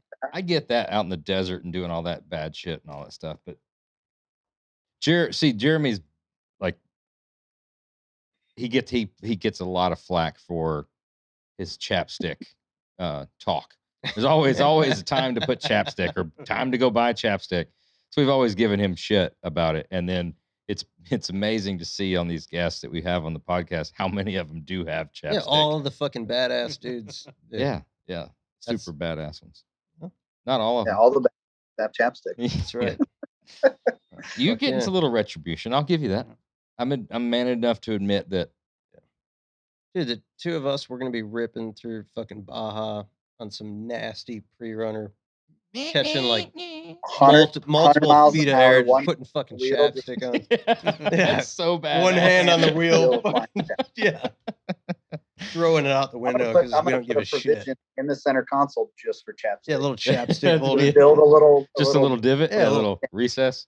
Have you tried the Duke Cannon huge ass chapsticks? Oh, they're ass like chapstick. It's Dude, cut out right there. We don't need all that like gimmicky shit, like that masculine. We don't need that. You just want Yeah, chapstick just brand. fucking good old fashioned Cool. chapstick. You guys can get your Yeah. man chapstick. That's all whatever. I used. And then FK Rodden sent me a box of like 500 of these chapsticks. So I'm just set for Yeah, like obviously they know a what's couple up. weeks until I have to buy some more. A couple weeks. Oh, Orion, it's been awesome. Dude, Seriously. that's super cool. Yeah, glad you Yeah. could make it on. It was fun chatting. If you're going to be at SEMA, maybe we'll see you there.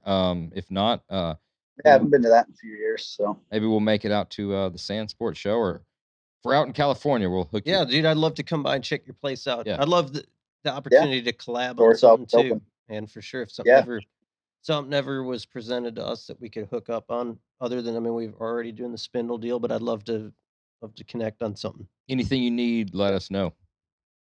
definitely. Thanks, dude. Appreciate it, man. Thanks, Ryan. All right. Cool. Later, man. Thanks, guys. See ya. Big thanks again to Ryan Kibbe. Remember, you can learn more about Kibbetech by checking out their websites, kibbetech.com. You can also follow them on Instagram and YouTube at Kibbetech. All right, it's time for the glove box. The glove box. What type of box is it? The glove box. What's in it? I don't know. We're about to find out. The glove box. I wish I could do like some death metal type of voice. You better finish that. This In the Glove Box segment is brought to you by Blade HQ. Little known fact, the HQ in Blade HQ stands for headquarters. Whether you're into cars, motorcycles, hunting, fishing, grilling, or any number of things, you've got the tools that you swear by. Have you ever noticed that the tool that finds its way into every job? It's a knife. It's a knife. A knife. It wasn't a question. Oh. I was about to tell everybody. Oh, sorry. I thought you were. I feel like you posed it as a question. Have you ever noticed that the tool that finds its way into every job is a knife? Question mark? Do you have the knife that you swear by? I know you do. It's called the PGS. I do. It's one that you have in your pocket all the time. I actually switched it up today. I'm still looking for the knife that I swear by. I'm looking for that knife. I guarantee you Blade HQ's got it because they got Sure, the they knife do. to fit any hand, any job, any budget, or any pocket. Just go to bladehq.com/oil and whiskey to shop their selection of knives. Notice I did that by looking at you. It was very well done. And I didn't even look down. Yeah. Blade HQ, also known as Blade Headquarters or Blade High Quality. Not MFG. Not MFG. We found out what that stands Yeah, for. and we don't have to say it again. It's manufacturing. Yeah. Yes. We know This is that. Blade Headquarters, Blade HQ. Cool. All right, guys, what do we have this week? What do we have in our pockets? Phil, you got something new? What do you have this week? Not super new. I just have the Benchmade shootout. That's Shoot that out. Mm-hmm. Do you have one of those? I've got one. He finally does. I changed his profile picture to this knife because he didn't have it and I did. What So did every you time change he it? calls, What did you change it to now that I have one? I still have that picture. It was just nice Huh. seeing that every time he texted me or called, I could see a picture of a knife that I knew he didn't have. It's a good knife. It's an awesome knife. It's the best action on the OTF. That's a It's fact. super how is it smooth. against bees? Answer: not very good Whoa, because you wait a still minute. got stung. Wait a minute. This is coming from the guy who I has to have, be. yes. Could be one of the Retribution. coolest Yeah. things It's retribution. The You- word got I have out. ever done. You better come corrected. You're right. So I had a Benchmade in my pocket at the time. It was a couple of years ago. Went to a pumpkin patch with my wife and one of her friends and the kids. And there's a bee swarming around. And me being slightly immature, pulled out my knife and flipped it open. And as I'm going to cut this bee in half, it flew by and I sliced it in half. And Melissa's friend witnessed it and thought it was the coolest thing she has ever seen. So this is the Benchmade shootout. One Feel of the coolest ones that Benchmade's come out in a while. Available at Blade HQ. I would have myself one right now. Why don't you? Yeah, why not? Because good. you two have one. And I just And that doesn't come in OD I'm gonna grade. wait. I'm gonna give it enough time. No, I love this fucking knife. My son is dying for one. I think I can give it enough time, and then I'll make the purchase. I feel like it's following suit if I get one now, and I fucking love that. It's Awesome it's a action. hell of a knife. That's a too. great knife too for anybody that doesn't have an automatic out the front. Good price point. and Great price point. I think probably one of the best OTF knives that they or anybody makes. Dude, it's the spec chassis of Yeah. the Benchmade knife, honestly, because you look at it and you're like, oh, it's inexpensive, like it's probably not that good. It's a plastic handle, like maybe it's MIG welded, but bam, no, this thing is so finely like engineered, well assembled, and just well designed. It's a fucking killer knife. Awesome knife. Yeah. Solid comparison. Benchmade shootout available at Blade HQ. Get you one. Yeah. That's all you got in your pockets? That's all I got in my pockets. Other thing, Josh Anderson. Anderson on the big end. Yeah, this is cool stuff. Came across these guys a couple of weeks ago.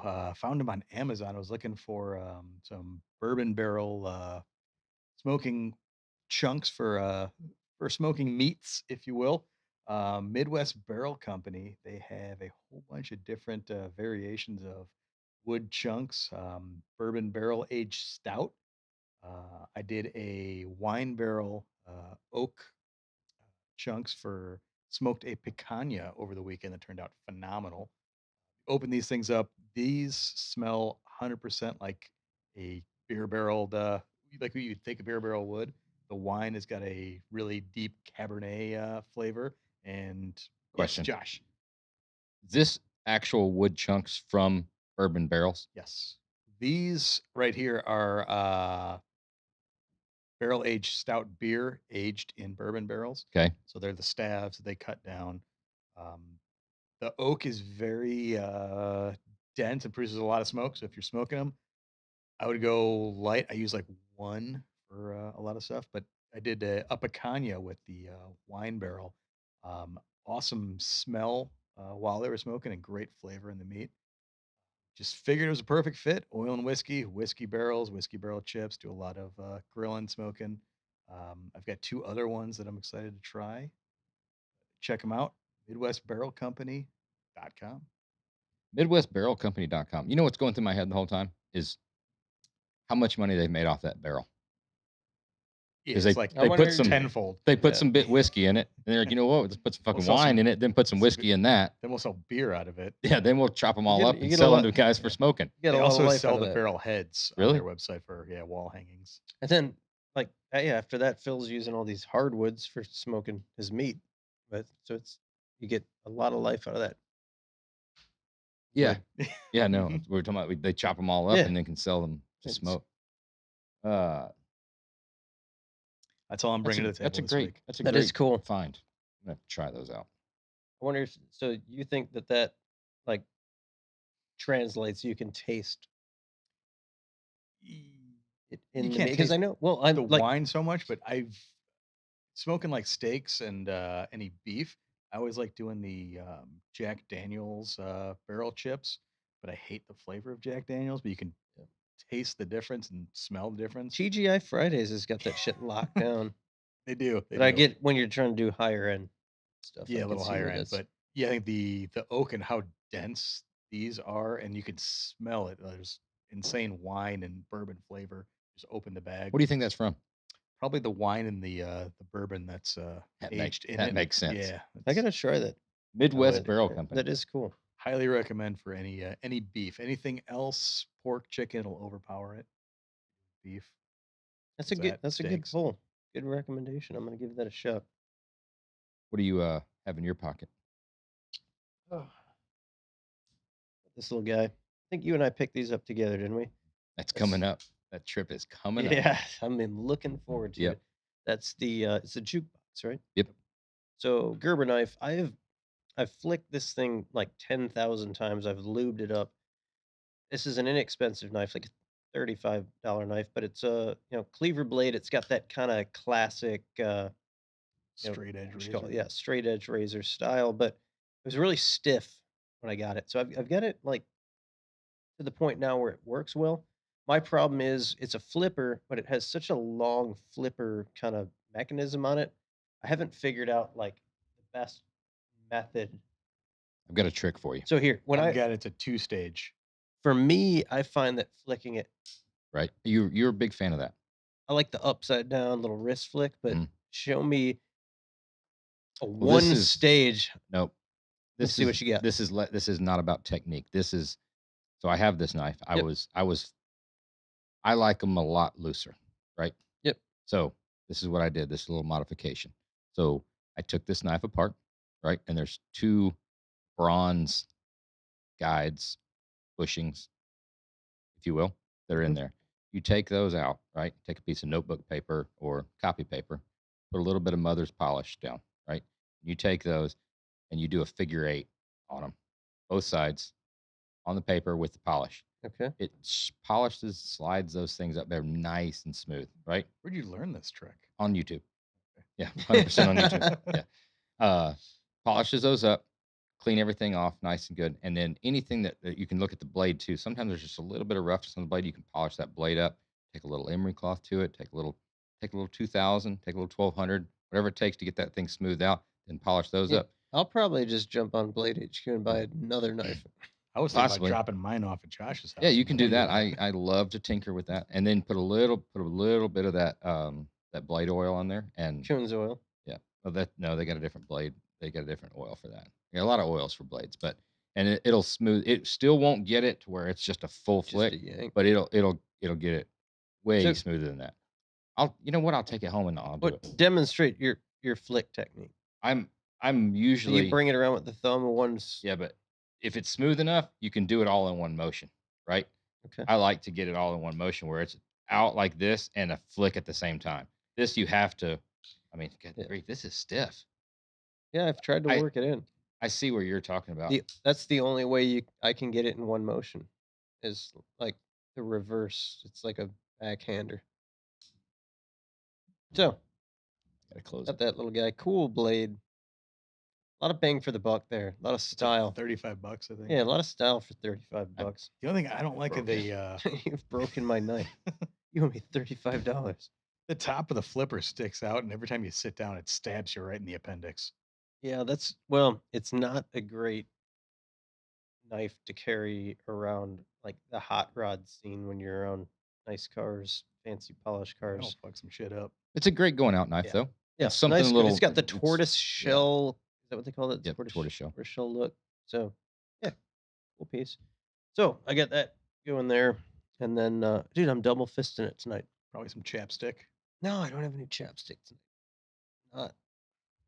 But I mean, I know you guys like to make fun of me when I carry these off. Oh, no, see, We can't. They're your headphones. We can't hear them. yeah, this Are you just pulling something? What's no, it? all of a sudden this just came back. But I know you guys like to make fun of me when I carry these authentic Italian Stiletto. blades. It's a stiletto. It's an I mean, look at Italian that, dude. stiletto. You know, gorgeous knife, right? Mhm. Great action. Yep. Bam! That's a fucking comb. Yeah. Wow. Did you see that? You did not see that You were, coming. you were at You didn't see Spencer's that. Gifts Yeah, this you didn't see weekend, that weren't you? coming, did you? Feels good, doesn't it? You know where else he uses that? On his hair. That was a gift to me from my children. That's Um, fucking cool. Yeah. So they bought that because there's They get that at Dave and Buster's. no, they were out. I forget where they were. They were out of town, and with my wife, and they brought that back because there's two things they know that, like on this podcast, there's two things that we do or that Dad does, and it's say swear words and talk about knives. So they bought me that. But do you remember these as kids? Yeah. So I brought the box too There because was- look. Over there by the table leg. Oh, I You felt like you were a badass when you were Dude, like the 8 or 9 and had one of the these. box was the coolest thing. It's You a- remember these boxes? I Oh, I do remember those. That's like basically from the 30s, right? And I was thinking to myself, I'm like, before I even looked at the box, I remember having these, and I'd hold it like as kids, you'd hold it up and you'd flick that sucker like right up to your buddy's face, Right. Right. Well, lo and behold, it says directly on the box. The first thing that it says is For adults only. wait, no, I saw this before. It it said Here, right there. adult novelty comb. Do not open near face. So the only thing it says to not do, Just This is open what it. you exclusively yeah, did. is what we did as kids. You just hold that thing up, and you would like challenge your buddy. You'd Right. sit there and you'd be like, "Dude, How close you think you hey, can get it? hey, here, Ugh. yeah, do it. No, I don't want to do Just step into it once. One time, I'll do it. Be a I'll man. yeah. Here, I won't get you in the eye. Ready? Oh. Bad? No. Not that I bad. think I see blood.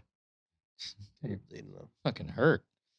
So that's a Italian switchblade stiletto comb. From My children. Germany. Yes. Oh. No. Oh, It's from Italian. Italy. Yeah. Sorry.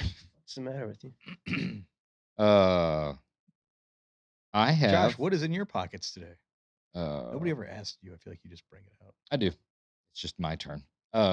So my son wanted a new knife. He also wanted his very first out the front. So he found him a Benchmade Phaeton knife I had my eye on. However, old Blaze didn't have all the funds to purchase said knife, but he really wanted said knife. So Dad thought this was a great opportunity. Dad, that's me. Thought this was a great opportunity to explain to him how the world worked with money, finances, and interest. Dad makes all the money. And So Dad purchased said knife. Blaze is Okay. now making payments with interest. What's the interest? What do you What's charge? the juice on that? It's 5%. Whew. It seems a little light Cutthroat over there. in today's economy. That seems a little light. It's about lesson. What are the terms? Like, how long is that? Is there a prepayment penalty? He's got he can pay as much per week as he wants to. But he also understands that the interest is paid for the principal. So the longer he takes to pay it off, the more he's going to pay for the knife.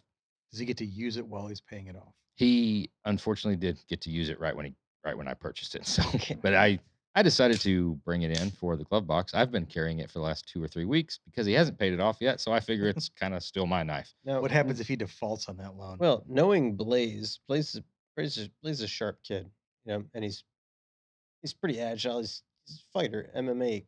Yep. Dude. Aspiring. where this is going. If I were Blaze, as sharp as he is, I would take the knife. I would stab you in the throat with it. That's aggressive. Well, and at that point, he doesn't have to There's no pay payment. the principal, the interest, anything. It it's seems just like a lot to do for like $300. to some. This is the Benchmade Phaeton. I like it. It's super thin. It's super light. Cool color combo. and That one. it is I haven't great seen it action. in the gold and black. See that? Yeah, go ahead, check that out. Ooh, that is nice. Very thin and very lightweight. That is quite nice.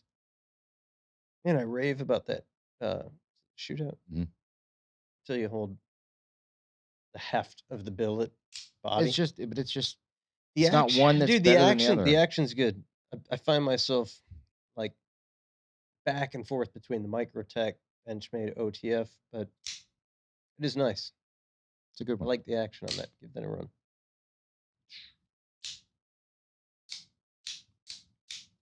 And then in addition to that, since this has basically become adult show and tell, I brought a new gun, another gun. So we have this is a new build that I finished up not too long ago. Here we go. All the knives.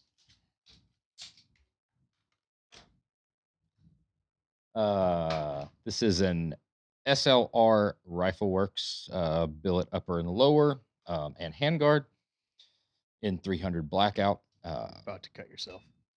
I got a 8.5-inch 300 blackout barrel, CMC trigger, SLR BCG, SLR linear compensator. and some that right there. That's That a And a switchblade comb. switchblade what? comb. That is a switchblade comb. there we go. That says man right there. Had this one done in a Cerakote and a laser topography pattern by Precision Tactical. Did a really cool job. They do like How do a they couple of do the different. laser topography thing? So They have they some cool finishes in that place. they do some awesome shit. So basically, what they do is they layer the Cerakote. So they do this gold and charcoal, and she just does kind of like a faded pattern, however she wants, and then does black over everything. Well, then the laser comes back and lasers that pattern, and it burns Burning the through the black black, off. and then you see the other Okay. two colors through it. No line. It's really cool how you can kind of get all the patterns. I didn't want anything that was super flashy and bling bling, but just a little bit of a pattern there. So You got the Kibbetech barrel on that thing. I got the too. Kibbetech barrel. Yeah, Kibbetech BCG there. It's a one that's a little bit more Gucci, if you will, for my normal taste, but I wanted to do some Yeah, little 'cause bit of flash. you're pretty refined and like Well, close to the chest in generally. the gun genre, I generally kind of keep everything more military, mil spec, stuff that's proven if they've got military contracts, and I know that stuff's gonna work. Um, I look at everything as a potential scenario that I'm gonna have to use it to defend my lives or my loved ones' lives. So I want things that are gonna always work. But after you kind of start getting bored with some stuff, you You got to go with what's cool. you want to go a little flash. You've been in the gun thing for long enough to know that what it looks like is also probably 50% of it too, and it gets to that certain point. So it's a fun one. Normally, it's the point where we would probably start giving you a hard time about Oh something. yeah, But this is probably one of the cooler things that That's you it. own. It's badass. it's a cool one. That's what I was Yeah. gonna say. I was gonna like. You I wanted thought- it. You I were want well, to find something yeah, I wrong with it, thought- but I I thought- can't. I thought this would be a great opportunity to just like harass Josh or do something. But I was gonna say that like I feel like it is something we should share with the viewers, with the listeners, your gun room, because this came up in You go on a conversation. field trip? Well, this came up in conversation the other day with the IRONCLAD dudes, and I'm like, that honestly is like the ultimate man space. And Josh has put together like a hell of a cool little space there. A lot of bitchin' firearms. That's something that men should see, I Men appreciate should that. men should see, men should gather there. I Really. don't know if I want like the whole world knowing that. There's only 8 Or people. that seeing live- it. Oh, you're right Yes, about so we're that. good. Yeah. I forgot. Yeah, there's like I kept thinking this was No, like going to people. yeah, it's 17. We're up to 7 Yeah, double there's digits. 17. Ooh. 17 people. Um, Let's do it. I appreciate it. It's definitely something I've put a lot of Big, work into, and Quick GoPro in and out. Show what's we going could do something. I think we could show some things. I don't feel like it's super like impressive, but I've spent a lot It of is, time in dude. doing Yeah, it. you pretty spend fucking cool. spend a lot of time in there, but it's something that you do that you happen to be actually pretty good at.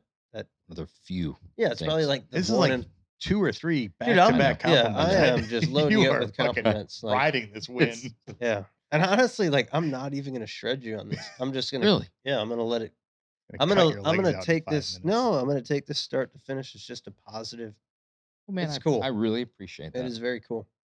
It's everybody's got their things and their vices and their ways to shut off. That's the thing that I've found over the last 10 or 12 years, that the one thing I can actually do and immerse myself into, that I don't somehow find my way thinking about the shop or these chassis orders or this customer or this employee or something like that. No matter what else it is, there's something that will remind you of that. If you're watching a show with your wife, or you're going out to dinner or something will come up. People want to talk about the shop or something.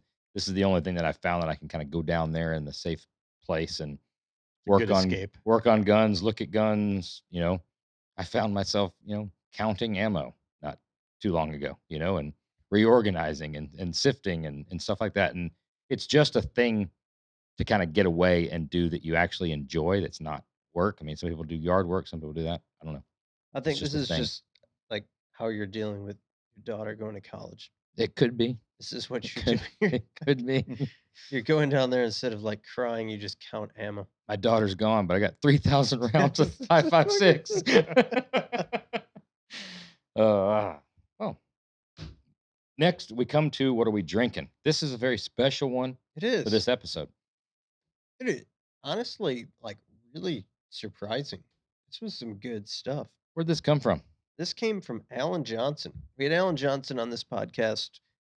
It was probably one of the earlier So I think the podcasts. second episode we did. Second It was early. episode. We got to get him back for a Yeah, I think we should. on I think camera version. I think we could circle back on that because Alan is. I think we need to have him in studio. We do.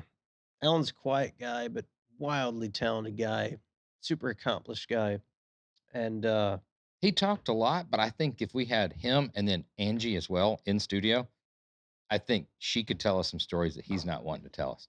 I've seen some pictures. Like they floated some pictures out there, like some '80s parties. Oh, and 80s big stuff, hair and, like, Angie yeah. in the OBS. Yeah, I want to see that. I want to see more of that. Alan with the mullet. Yeah, Yeah. I think we'll work on that. Yeah, we need to get them up here. But Alan sent us a few bottles of bourbon, and this Clyde Mays comes from down there in Alabama, and we've got it's We did two. We did kind of two. a selection, so we figured we crack them think both open. You probably nailed it best that initial review. Like you're not expecting a lot from an Alabama bourbon, but wow, this was pretty fucking good stuff. Absolutely, and the first pull of the bourbon was like, holy shit! I mean, that is shockingly good. And honestly, even like moving from that into what they call their original Alabama style whiskey, I wouldn't have thought that that is something that would have been like that good. But both were phenomenal. I mean, the bourbon definitely. I like the bourbon a lot better. Definitely well above and beyond what the whiskey is, but the whiskey's very drinkable. I mean, much better than a lot of name brand desirable. Yeah. Hard to find stuff. That's the thing with these bourbons, man. I mean, you look around and you've got some big name stuff and some stuff that's like super sought after. And I have a ton of stuff in my collection. Like you look at those like what is it, the Kentucky Cream, and I've chased those down. I mean, you get like 12 years and 13 years, and honestly, like not Some of it doesn't live up to the hype. very good. Yeah, you put it on a pedestal because it's rare, it's hard to get, but I feel like this is one of those hidden gems, honestly. And not just saying that because this was gifted, but the straight bourbon whiskey, I mean, the original Alabama whiskey, good stuff, but the straight bourbon whiskey, honestly, that's a solid bourbon, and I think it deserves a solid review. Really, I mean, I'm gonna and that's gonna get reviewed to a man. I'm gonna say 8-1. Whoa. Going big. Whoa. Yeah. You serious about that? Yeah, I think that one came out of left field for me, and A that's little surprise wow yeah, factor. it's one rolled of into those. there. It's one of those super randoms that I'd put up there with like a Buffalo Trace. That's if you see that somewhere, I think it's better And- than Buffalo Trace. I think it's more flavorful than Yeah. Buffalo Trace. And I would hit Buffalo Trace with an 8-0 all day long. I think that is Dude, I'm surprisingly better than that's anybody would that's think an it is. 8-1. I'm with you on that. And something we learned earlier in the show, these are done in wooden barrels. Hmm. Yep. Yep. For the listeners And out you there. can sell them afterwards. And you for can cook, multiple- you can cook meat with You them. can make multiple dollars off the same barrel. We got to find a way to do that with chassis. Clyde Mays. Where did we start? Before we received these, there was something we had with Clyde Mays. Josh brought one up like a long time ago. Yeah, it was one of the original. That was when they were doing their blends and Yeah. stuff. Think that was pretty good, but that was like 4 or 5 years ago we had it. Well, that was probably longer than that, And- probably and 6 you- or 7 years ago. You pointed this out. This is like the coolest thing on their label here. I like it's that. Available since 1946, legal since 2001. Roll Tide. Yeah. I don't think it says that, but Here's how It's- they that's do what it. you implied. said. It's implied. I think it, yeah, that might be ghosted into the It's a That's great when you proof. open it Dude, up. It's a great proof. It's a great Yeah. flavor. Phil, what's your review? Echo all those statements. I think I would take that over regular Buffalo Trace all day long. I think your number's a little high. I'd go 7.75.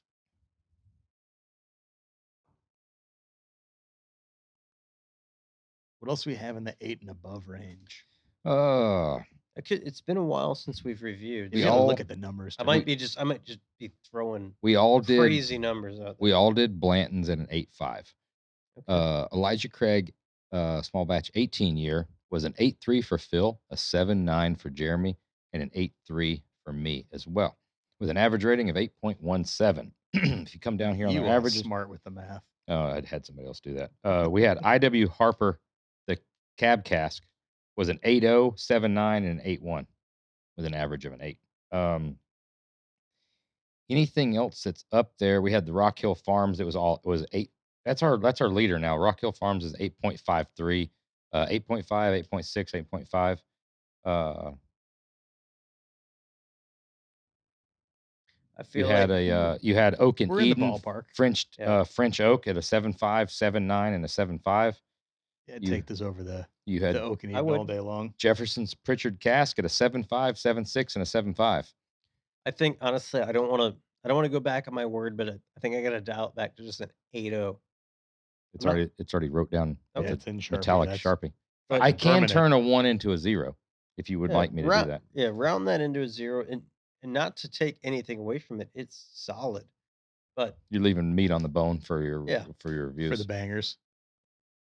but that like- goes to show you, without looking prior to and skewing your thing, it was fairly accurate it- for once. it was that fucking good.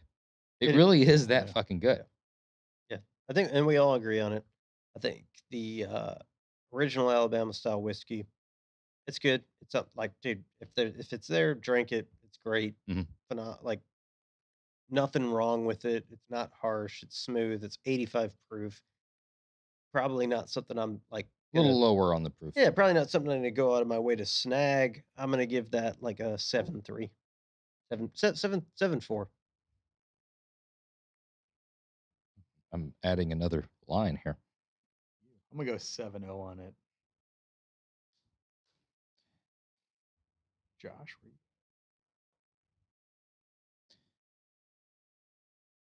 I think you're right. 7.0. 7.0. What were you, Jeremy? 7.3.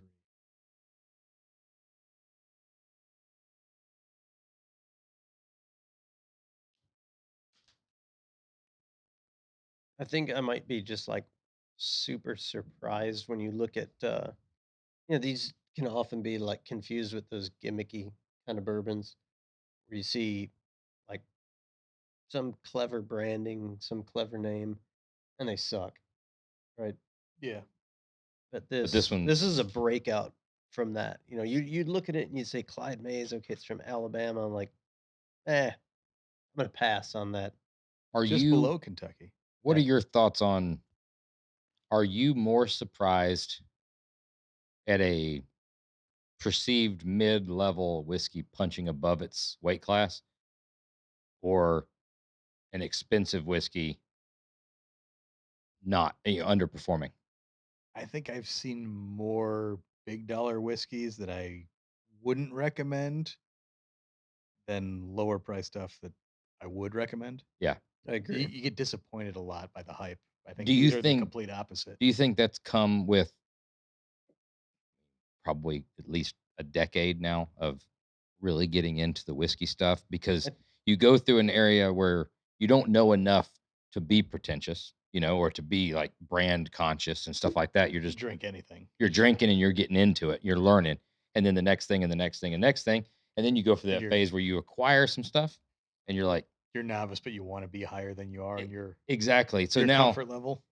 the more expensive it costs you, It's got to be better. it's got to be better. And then after a while, you start kind of settling down, and you're like, that. You know what? Like, if we're gonna all 3, 4, 5, 6 of us sitting around drinking, be honest with each other, Not that good. that's really not that good. You know?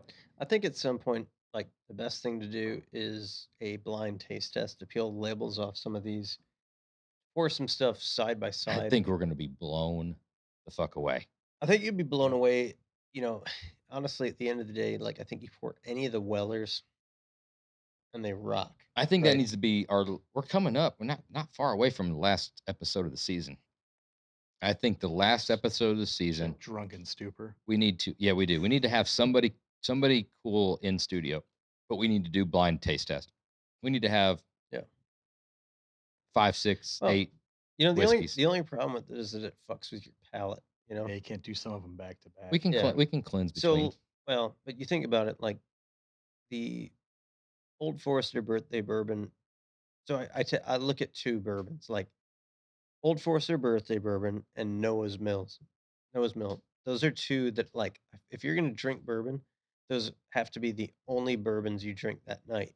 Because to me, if Oh, I no, drink yeah. something go- before, Sweet weed in there, the 1792. Yeah. That's a falls right in there too. different ballpark than everything else. Yeah. When you throw those in there, they're phenomenal. But if you drink something before or after, it just totally fucks it up. I feel those are ones you could pick out of a blind taste test instantly. If it was the first one you had, though, because You're going to pick Noah's Mill out no if I- matter like- Yeah, where. that one's pretty yeah, that's standout. that's a very stand. But if I was drinking like straight Woodford and then you poured a birthday bourbon, You're going right to pick out a after. birthday. but I don't think I would enjoy it. I don't think it would be as good. Do you think we could get Dave from Garfield's liquor store, also known as Liquor Emporium, Beverage Depot. Beverage Depot, to come in and do this for us? I think so. Because we're not going to be able to like pour them. Obviously, it's blind. Is there a whiskey sommelier? Is that the wine term? I don't know what I'm you sure would there call is. that, but I think Dave would be I think happy to it's- come down. Dave, regardless, dude, Dave's somebody we should Get just, him in studio for. Yeah, we need to have him in studio regardless because Dave's a badass. Yeah, like he is. car guy, awesome car collection, a lot of cool shit, and also definitely a guy that feeds this habit that we have. Oh yeah, for sure. I think there's something there. We got to work out the details. But we need to do end of the year blind taste test. I think we're all going to be blown away. I feel like if we cannot tell what the lot B Pappy is, then we need to switch to Scotch. It's going to Like be if they- oil and high noons next year. Yeah, if they pour the Doesn't have lot, the same ring. if they to No, pour it the doesn't. lot B and I can't identify it, then like you said, I'm drinking like what's the it. Jägermeister. what's the fuck? Vodka. I'm Tennessee drinking honey. Screwball peanut butter whiskey No, you ain't. and white claw Fireball. mangoes. You're gonna have lips with caked in chapstick. Yeah. chapstick, drinking peanut butter whiskey. All right. All right, that'll do it for In the Glove Box. And next up is everybody's favorite listener questions. It's time for us to take some of your questions. But if you would like some of your questions to be read on the show, send them our way on Instagram at RoadsterShop. Also, send us your cocktail recipes. We've yet to see any good cocktail recipes. Have we seen even a few? cocktail We've seen a recipe? few cocktail recipes. But anybody that is making a drink out there that's like, you know what? Try this. It'll blow your mind. When are we going to do our showdown? Because I've been working on my ratios Dude. so I can like actually provide mixing Spencer is pushing for Friday. this Friday. This coming Friday? Yeah. Let's do it. What are you afraid of? I'm not afraid of Losing. shit, dude. You're the one that's postponed it like 4 or 5 times. I haven't postponed shit. I was a little late to the party to bring my cocktail because it took a little while to All bring. right. So this Friday, bring it. Dude, it took a I little. don't remember what I It made. took a little while to bring something that involved more than 2 ingredients. I have 4 ingredients in mine, So listen, and it's going to win. guys, Mine had here's- fresh fruit. here's what I'm thinking. So yeah, it's bring like that. 4 hours to build his drink. No, I'm gonna Like, bring something like I might mix. Pre-make it. No, I don't want to throw this for loop, but I'm gonna bring something that I know is gonna win because I'm gonna bring just a mind-blowing cocktail. You have to bring the same No, cocktail I'm gonna you made here. deviate. It's gonna. No, you can't. That's This- not how it this is- works. This is a slow play for a shot at mine. Just hang on. Yeah, it's called a rum and coke.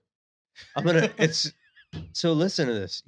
You know Coca-Cola, I know it. so it's Regular yeah, Coca-Cola. it's a soft drink. Right? Mhm.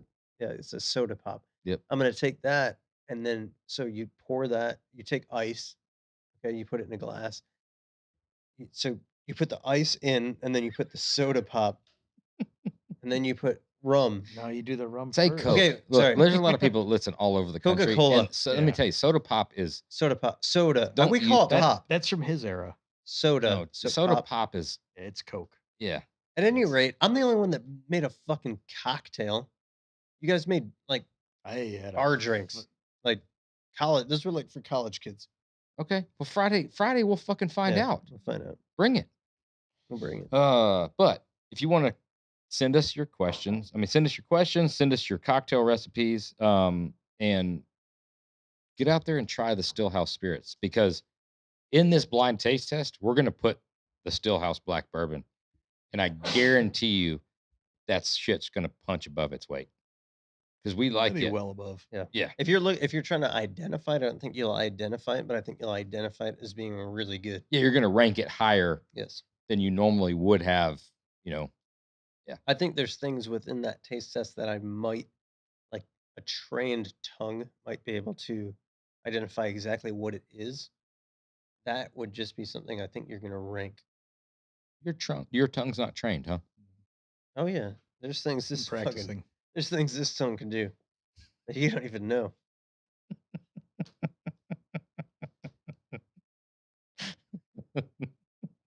You just I go could- ahead and edit all that out. Yeah, you can edit that Like if what? you want.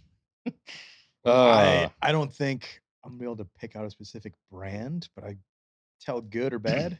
I think that would It'd be extremely difficult to say blind taste test, this is this. There's a couple of them I know that we would if we put them in there, but I definitely think my thought was you're going to be very surprised at what you rank high, higher than the other one. and the other one you're going to be like, oh shit. And that's the only way to do it is the blind. We're setting that up. You're still laughing about your tongue thing, aren't you? No. So ready for the first question? Yeah. Are you guys ready? I'm ready. These are listener questions. Fire away. Yep.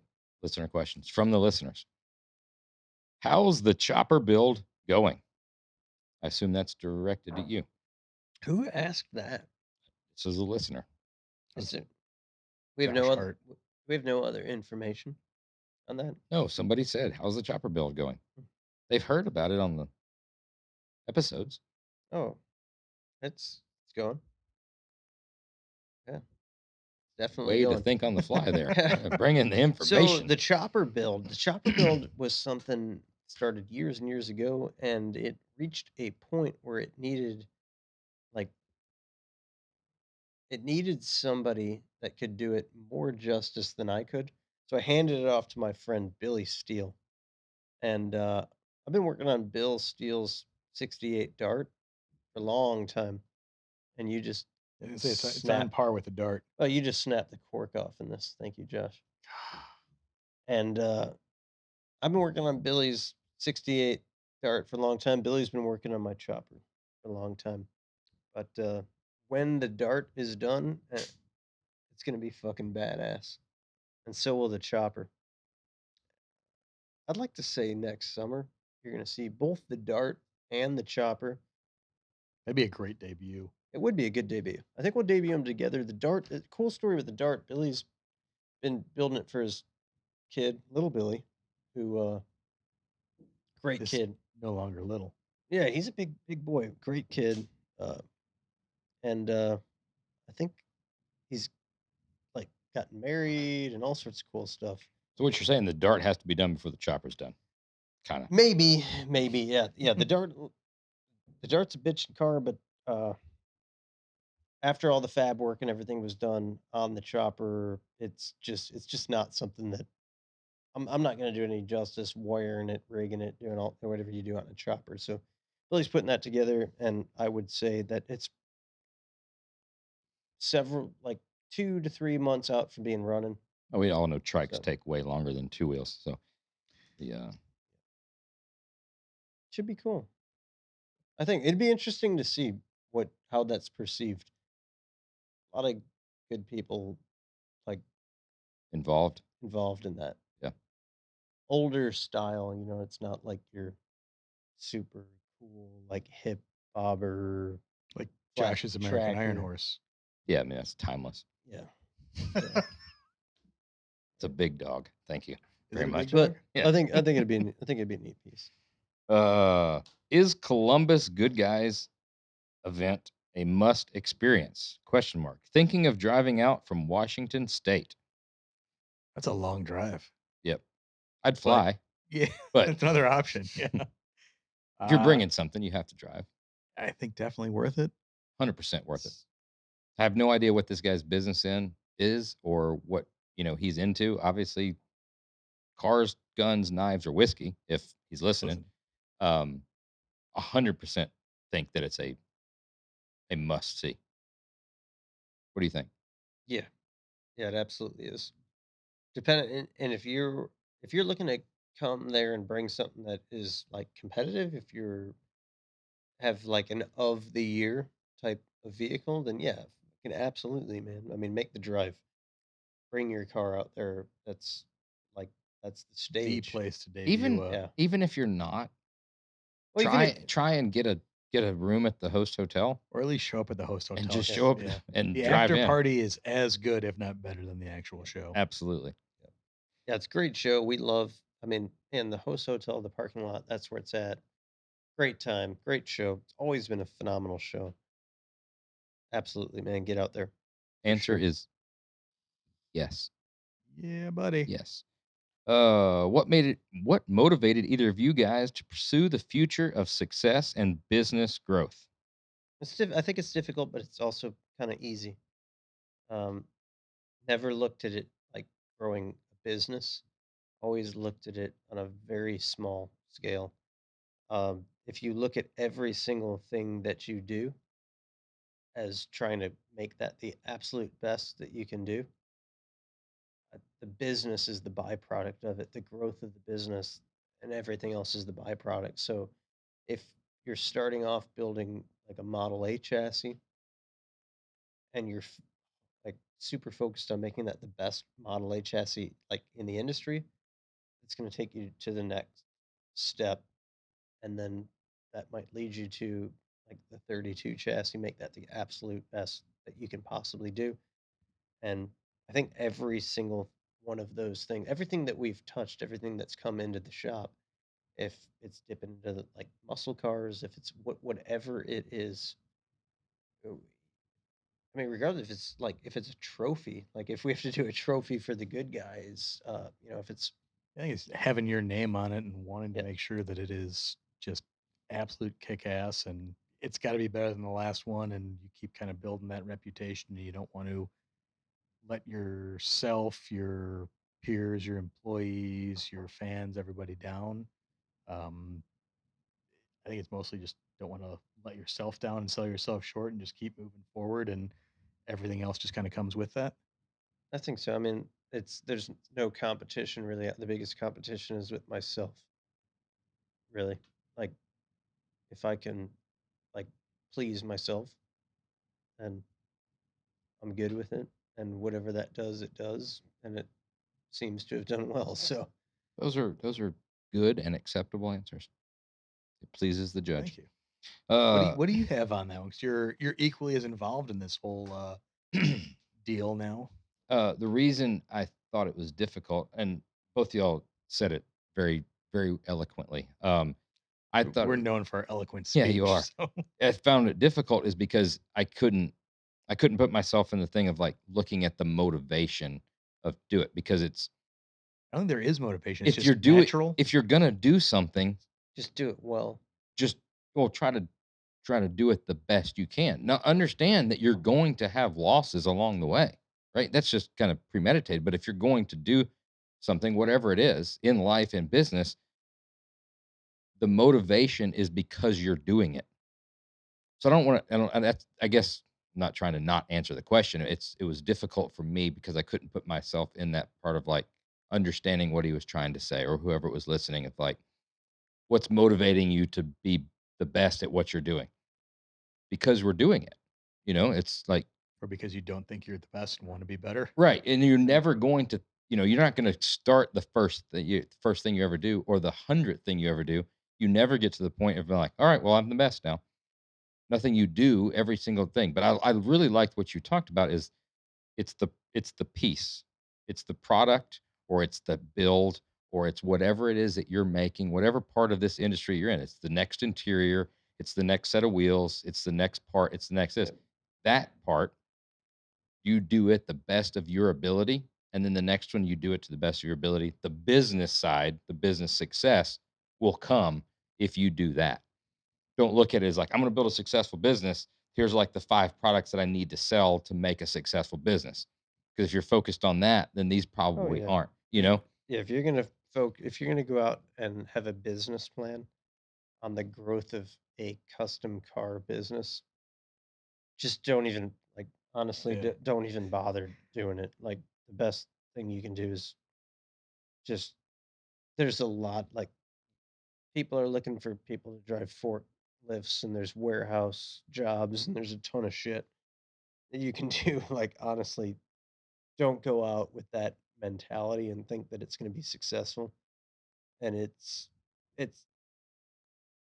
yeah, like I just had this conversation with my son the other day. He's out there skateboarding and he's getting frustrated and he's pissed off. And I'm like, the best way that I could like pitch it to him was like, dude, you remember that like badass skateboarder? Like that one dude. What was his name? You know, that one guy that just like gave up all the time.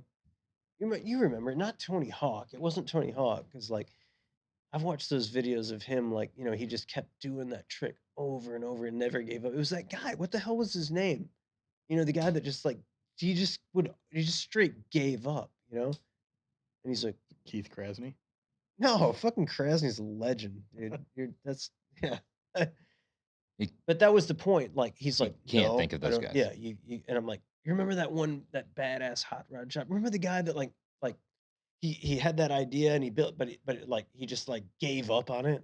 Remember, like he just didn't like Right. really see it through, and that's the thing. It's staying a tremendous amount of staying power.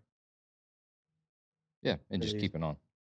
Um, I looked at it, I guess, read it, what motivated either of you guys to pursue the future of success and business growth. It's like trying to ask somebody like, why do you want to win?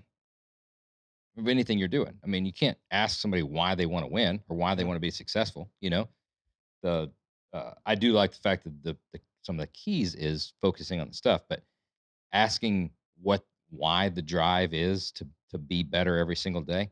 Fuck, I'm not smart enough to answer that. I'm no, not. You know what I'm saying? It's just what you do. It's yeah. If How exactly does the deposit tracker in on a Plymouth it work? just it does. just does. What made or kept you hungry to keep grinding, even through the rough days and months? I think this goes back to what we just talked about, but Yeah, similar question. There's always rough days. There's always things that take the wind out of your sails, but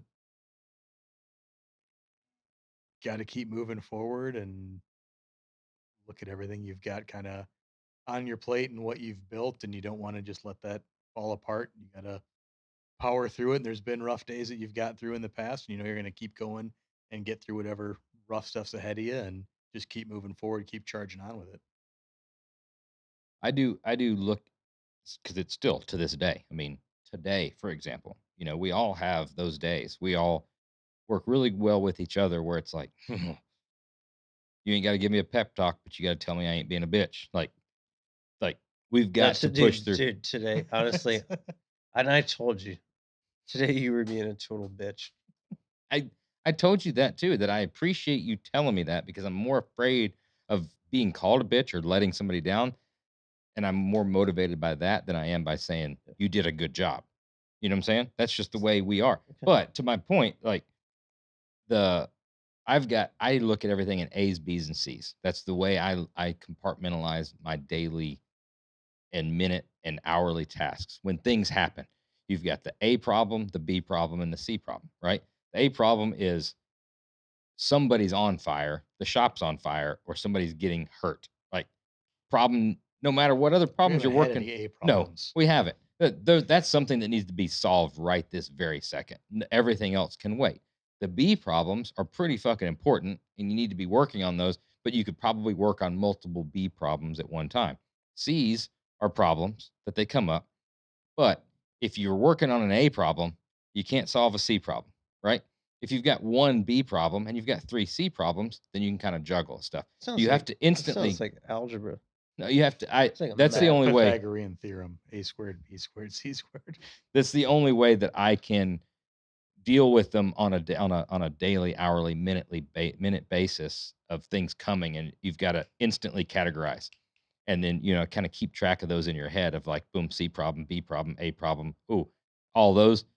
Go into the file, stop, fix this problem, boom, move to the next one. Okay, what were those three B problems that I put in the file while I was working on the A problem? You know what I'm saying? Triage. It's just that's the only way. Yeah, that I guess to keep you motivated is again comes back to winning. And winning is a broad term, but you want to solve those problems. If you're coming up with problems, you don't be like, I don't know, I can't deal with it. Like have somebody else. You want to solve the problems because you know that it's another stepping stone and a thing to success. And you know what I'm saying? I know what you're saying because I like the path to the win more than the win. Well, You the know, win's always a letdown. Yeah, the so win is yeah, always like yeah, anticlimactic. I like the push to like get the win, and then I enjoy instantly like moving into the next push Mhm. to get the win. Not sitting there and like basking in like glory of like, oh, we did this. This is fantastic. That's yeah. The, it's The challenge, I guess, to answer that, what kept you hungry is the challenge, and It was easy to get bored. it's a constant problem to be solved. It's it is yeah. It keeps that's what keeps you grinding, but also I feel like a lot of the motivation too comes from just like realizing that like at the end of the day sometimes you have to pinch yourself to just it's not about the grind, it's about enjoying what you're doing. And sometimes you gotta, like, pinch yourself to say, like, "This is what we're doing for a living," you know? Like, there's some people that are there's a dude mopping the floors at a high school right now. Like, as we're sitting here doing this podcast, there's a guy who's just mopping the floors, and this is what we're doing, you know? And it like, not to, like, shed light on that or to shit on that, but there's always worse things, there's somebody like cleaning the hotel rooms after Phil leaves the weekend from being at a show. but That's That's a you know, shitty job. yeah, all the serious stuff, and when you say like, "Yeah, we wanna" like, it's about winning, it's about working hard, it's about this, it's about that, but, like, end of the day, this is all our hobby, and the fact that we just get to do this every day, oh shoot, dude, like, people are listening. for a living, I mean, that's in itself that keeps you moving every single day. Sometimes you just need to, like, literally stop and pinch yourself and say, like, "Dude, this is what I'm doing for a living," right? Like, "Hey, they're allowing me to do this Right. for a living every single day." Yeah. That's trying to get a little deep, but yeah, It's good. not that deep, but No, I'm it's not just saying it in a Good bad way. point to end on. yeah. Yeah. And then Uh, move into a little bit more lighthearted question. yeah. What's your favorite employee vehicles? I was looking at this one earlier. There's a Oh, handful, but shit. I think I got to go Dean's Mustang. Yeah. I never Wait, saw Dean's Mustang. Dean's Mustang had the parts to build 3 to 4 other Fox body Mustangs in the back seat and the hatchback. There was like extra, like 2 or 3 sets of heads, an engine block, 2 or 3 portions of interior, yet not a complete interior in the car. And he would drive that thing, just beat the hell out of Dude, it. It was pedal to the metal nonstop. Dean had a complete 1930s South Bend lathe. Yep. A cat I mean, like, I'm talking, In the like, Mustang? in the Yeah. Mustang, like a cast iron fucking lathe. We had it at the Elgin shop. So when we moved out of the shop, that was like that lathe was such a fucking pain in the ass. You could do nothing with it besides chuck something up, and the only thing it would do was It hold spun. a piece of metal and turn. Not really true, but nothing else worked on it. So like we would just I would go over to it and take a grinder to it. Like I would make shit by spinning it and use the grinder Like, I mean, these aren't. I'm not talking about Right. like precision parts, Right. right? Like headlight bars, we would like taper like a headlight bar and then bend it up and stuff. So I fucking hated this thing. Well, when we moved out of that shop, I left it there. I'm like, fuck this lathe. This thing can die here, right? No, it's 2 not gonna days die there later. because Dean disassembled it and put the whole thing in his Fox Body Mustang. Dude, it's like tens of thousands of pounds, right? Mustang's got some serious springs in the back. Yeah, but Dean would take this Mustang and he would do like donuts in the parking lot. He would drift it out of the parking lot, and then he would take it on road trips from here up to the UP. It would break down, and he would call me, and then he would tell me like, "Oh, huh, like I found the like he would be in a torrential downstorm. The wiper motor would quit working. Well, he had two wiper motors In the in back. the back seat. He had multiple Mustangs He had with parts cars in his yeah, car. he had multiple Mustangs within his Mustang. That was a great car. I mean, it and the fucker, like, it just ran. He purchased things, like, he bought a dual exhaust kit for it, where it had the tips came through the bumper cover. It was a GT, so he took, like, a hole saw, ran it through the bumper cover. Mm. You know what's behind the bumper cover? The rebar. Gas, the rebar, The gas the tank. gas tank. Yeah. He went through the gas tank? That was Yeah, just went Rob that no, did that. he went through the gas tank. Rob also went through the gas tank. That was a good car. Yeah. I was going more. He went he blew through probably $40-$50 a week in coolant that he would take from the parts room. Yeah. Couple That's- head gaskets gone, just dump it Yep. in, and it kept running. But employee vehicles is I'm going on It's tough. current stuff. There's a white oh, I what know what says you're talking about. what says Caprice. Looks like a modern cop car. It's got to be a Pontiac G6 or That's the Chevy SS. Yeah. Chevy SS, with right? a 4,000 lift cam. That thing is It's cam. It's nasty. got Brimbos. That's a newer guy that's over in the chassis shop, and that thing hits a fucking lick when it leaves. It's That's got Yeah. some chop to it. yeah, that's got Hey, some chop. The other one, The station wagon? which station A wagon? Dean station Well, wagon. no, No, there's no, a station Evan- wagon over at the chassis shop now. Evan, is it a dent side or a bump side? that Evan's got. Yep. It's a One of bump. the two. It's a bump. Yeah. It's bump side. He's He's- talking a lot of shit, dude. Oh, really? Yeah, he's talking all kinds of shit. Who does he want to race? He's got a big ass turbo on Your that thing. Camaro? No, he wants to race the Grand National. Really? Yeah, I think he's just saying things. I got you. Yeah. Yeah, he must be just saying things. There's that cruise. dude. That cruise got some cool shit. Yeah, him and Ryan have some fucking badass. Yeah. We don't have a tremendous amount of like kick ass hot rods in the parking lot, but I think Evan and Ryan get some cool cars. There is a mid '80s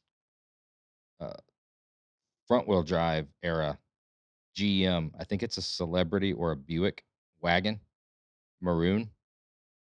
That's at the other chassis facility. You have got to feast your eyes. I This have is not mint. seen that. This is probably seen it. 30,000 original miles. Fucking awesome. Little Mikey's got his I think it's 71. Andy's brother that drives Really? it. Yeah. Little Mikey's got his 71L Camino. Yeah. Hugger orange with white stripes. We're probably at some point we still have to fight over the my torque thrust 2s that I gave him. He like pawned them off on Really? eBay or something. I dig the hell out of y'all's podcast. Oh, sorry, I skipped one. No, you can go ahead and skip that one. Yeah. I dig the hell out of y'all's podcast. The stories are killer. What car would you most like to build? We've talked about this a little bit before and all that stuff, but it changes like weekly. We're all into You different get things all the car time. ADD. Mine Yeah. never changes. Never changed. It's always the same. Always the same car.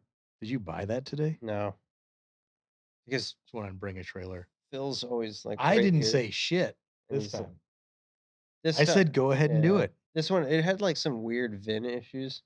Yeah. There's like a letter off in the VIN, and everybody in the comments was shredding it, and it actually sold for a This is a car you want to build or a car you want to own? it's a car I want to Both.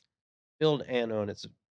This was like a '73 Pantera, but it had like a weird VIN issue where the VIN number didn't match the title, and they were trying to make light of it. But at any rate, it sold fairly cheap. Sold for like 48 grand. A California car, 48 years. The guy owned it. Pretty clean. It's a project car. I mean, it's just, it's junk, but the body was clean. That's the car I want to build. Pantera. Like I like the pre-L style Pantera without the plastic bumpers, but what I'm gonna do to it doesn't matter. I mean, the pre-L, the later Panteras, it doesn't matter. It's the same car. For what your plan is. Yeah. What about you, Phil? Get two recent ones. I think always want to do still the 64, 66 Suburban patinaed family cruiser. But as we're getting more into these Legends trucks and looking at some other models, I really want to do a Blazer on one of those, something that I can drive daily and have just a badass, cool daily driver. Get some use out of it. You're talking like The early Blazer, the 68 to 72. that's like the man's version of the Bronco, right? So Again, you're just racking Making up the making fun. friends. Making friends. I mean, I was supporting Phil's position. I'm with but you. I'm very close there. I want to do a dent side Ford, like the one we've got over in storage. I want to do something like that, Legends truck style, possibly Raptor suspension, something a little bit more, not full travel, but mid. Freerunner-ish, Yeah, a little bit more sporty, jumping. Yeah, get Kibbetech build you some of those billet trailing arms. Yeah, for because that I can thing. afford that for sure. And with your dude, but you've got if you can't talk him into Yeah. hooking you up with a set of those. No. No, you don't I think so? want to do that, and then I'm also been on the Fox body kick lately. Mm. But Fox body is one I'd like to buy instead of build. Like I'd like to own. You know what I'm saying? I Until don't you really- own it, then you'd want to start fucking with it and changing Yeah, it. but I don't really want to. I don't want nothing like fucking crazy. I just want. You just want to relive the glory days. Yeah, I want to like- relive the glory days. I wouldn't mind having a Cobra. Oh, you want to be one of those guys? Well, Those things were The Cobra R, the one that had the big standoff spoiler. that like, was cool. Early That's- 90s. yeah. radio delete, backseat delete. Those Cobra R's were. Yeah. You They only came guys- in red, right? Yep. I spent my teenage years and early 20s just destroying Fox bodies on the street. I'm undefeated against Fox bodies. You didn't race that many Fox bodies then. Oh, There was you didn't come down. You absolutely, didn't dude. come down to the south. Where they Let me put the tell you. $100 bill on the fucking dashboard, and they're like, No. "Hey man, There was some hey Jimmy Dean, fast- hey Jimmy Dean, if Jimmy Dean can't Jimmy reach up and Dean's- then grab that $100 bill, Some That was fast, Rob Rivera. Rob Rivera, yeah, Rob Rivera. Hey man, hey, bottom line, Rob Rivera's dad put $100 bill on the dashboard. Chewing on your tongue. Next question: will you be doing a Miata overhaul? Who's that question directed I at? have you? no idea.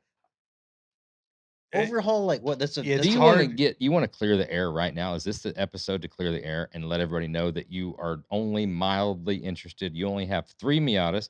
You've only raced them 3 times this year, and you're Yeah. not currently building it. Dude, I don't want to think- clear the air. like- Not at all. No, you don't. I don't. How You is don't he gonna- overhaul a yeah, Miata. You can't refine perfection any more than it has been. How's he gonna originally built. overhaul it? I mean, he had what is it? Fatty did all the spherical joints on it, upgraded They were every- one off. Yeah, normally they do vet. Yeah, it's stuff, all but- they were pretty big in the C6, C7 game, but Phil somehow talked them into doing spherical bearings on all the suspension pivots. Other than that, I mean You paint- Honestly, it's up to the tire manufacturers to step yeah, up because their Phil game. always said you it's paint it's the a valve yeah, cover. it's a driver's car. He doesn't need you don't need the horsepower. I mean, anybody with a bunch of horsepower can drive a car fast, right? It's a crutch. So no, I don't think there's going to be an overhaul coming anytime soon. There might be a couple of more additions to the stable, but not any Yeah, overhauls. Right. There's a seat cover. Maybe a Alcantara steering wheel. Oh, racing. Yeah. Next up, this is an interesting one. What's your death row meal? Death row meal. The meal you're going to eat on death row. The night before you go. Your last meal. Damn, dude. Totino's pizza rolls. Good one. Interesting. Would you have those? They only come in 2 temperatures. It's either frozen or volcano. I'm getting the volcano, and I'm gonna nip the end because if you're an experienced Totino pizza roll eater, you bite the tip off of those things. You want them pre-nipped for you? Yeah, Ooh. but I want the whole fucking bag. I mean, I'm eating 48 of them. Yeah, I mean, you're dying the next day, so what does it Yeah. matter? Right. I'm just eating them. I'm going bacon sandwiches, white bread, fresh white bread, mayonnaise on both sides, little cracked black pepper, and piled high with bacon, and just keep them coming. Who's gonna make those things for you? I'm sure they got women at the prison that can handle that. I mean, what? Same person that makes my Just sandwich all the other times. No flinch. Who's gonna Phil, make? what about you? Yeah, the What woman's about, gonna make the sandwiches. what about you, Phil? What's your death row meal? Ooh. I think I'm going to change Josh's mind on this one. I'm going a Snake River Farms picanha. It's the best piece of meat Dude, if you ever. drop that Ever. if you I know, but but if you throw that out on death row, I feel like there's somebody that's gonna be waiting there to whoop your ass. Hey, you're dying the next day. It doesn't matter. Yeah, but I want to get my ass kicked before I die. Like if you throw out Totino, like bring me a massive bag of Totino's pizza rolls. I think you're in like solitary confinement at that point, so it doesn't really Think matter. so? I feel like nobody's like, who's gonna say anything about that, right? I'm 100%. I understand where everybody's coming from. I get where you're coming from. I thought about Snake River Farms instantly when I read this question. However, it's so fucking good and so rich, and you get so full. I can eat a shit ton of bacon sandwiches, an absolute fucking shit ton. But I can't eat more than one steak size of Snake River Farms picanha. I don't know. We're going for quantity. I'm not. I'm going for quality. Well, I'm gonna prolong this last That's meal my as death long as row I meal. can get it. Throw some McDonald's French fries in there. Just top it So off. Snake River Farms picanha and a side of Yeah. McDonald's French fries. Mm. Totina's pizza rolls pre-nipped. Yeah, I'd like somebody to just take like some Little super sharp scissors scissors and Yeah, just snip some the shears corners and then blow at them. Hey, at first I thought that question was going nowhere, but we arrived. We on brought some- it back. I think if you clump Well all that done. together, you've got a fucking meal right there. Yeah. Yeah. Should try that one night. Yeah, Damn. finish it with a waffle light. Yeah, I actually like Yeah, I'm that. surprised no one went with the waffle light. I've had a shit ton of waffle lights. I still like them. I'd have one right this fucking second if there was a closer Waffle House. But love the show. I have listened to every episode during my long commutes. I apologize that you've had to do that. My question is, what are your tips and tricks to make old Survivor cars quieter like a modern vehicle? Since you drive them hundreds and thousands of miles, example would be on a 50s cars with hardtop bodies where glass and body junctions are not very precise. Another would be the Grand National where the body isn't a hardtop, but those frameless windows were notorious for popping out of place at the top corner of the A-pillar once you go over 80 miles an hour. The wind noise on long highway drives with either of these vehicles is a bummer. Have you played around with doors and door jams to incorporate modern sealing techniques? Take a page out of Bill's book. Turn the radio up. Yeah, to some degree, that's a good answer. That's a tough one, man, because like, so you're still dealing with a vintage car. There's a lot of things that we can do with a vintage car to make them ride better, handle better, sound better. Windows, you can honestly spend. I mean, what do you think? You could spend an easy 100 hours dialing in. Yeah, the What's problem that? is even then you can't Windows. change the A pillars or the drip Right. rails. Yeah. But at Can't the end of change the, the aerial. right, at the end of the last day, Camaro, we put like a combination of 5 different sets of door glass in to get them to seal properly. Yep. Yeah, that's I think just a inherent weakness. We can combat a lot of the NVH in the car. DEI makes a lot of great products to tackle that, but just which shape of the window and just aerodynamics of the car in general are Yeah. kind of tough to the combat. the drip rail itself, the fact it being there, in my experience, has been the single most noisiest thing on depending on the vehicle. That is what creates your wind noise and the trim that's on it. And the better we get on making the rear ends quieter and the transmissions quieter and the exhaust cooler and everything else not rattle and then more and more sound deadening, better interiors and the cars get quieter and quieter and quieter, it amplifies any of the other smaller things that were masked with other stuff. It's the Yeah. last kind of frontier is glass. And he says specifically survivor cars.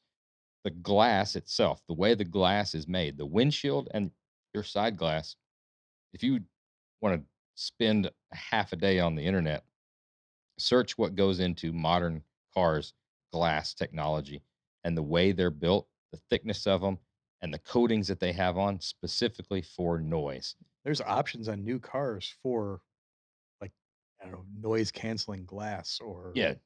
Let me tell you something about 1969 General Motors and their it was Camaro. clear. Yeah, you got glass. It was the glass type. It rolls up and Yeah, down. and it was not noise canceling and all that. And that's the last thing. And you can get them really, really good. However, again, back to my point, the aerodynamics of the vehicle, drip rails, glass dimensions, they were not made to be cruising down the interstate at 85 to 90 miles an hour all day long. Those cars weren't designed to go that fast for those, you know. So hate to not answer the question, but it's Yeah, the quieter we get the cars. right. That's the one thing that like rears its nasty head when you fix everything else on the car. There's a lot of things you can fix, like you said, man. I mean, like DEI, we absolutely like blow their product line out on just every square inch of the car. The heat mitigation, I mean, every small little crack and crevice. And we learned a lot about that. We worked with the OEM, like an NVH company out of Detroit, where we put a car in a shake rig, and you'd be shocked to learn when you put something in like an absolutely like soundproof environment on a shaker rig, what transmits through the smallest little cracks and crevices of like firewall or an A pillar. So once you get all that stuff completely solved, and there's a lot of great products to do that with.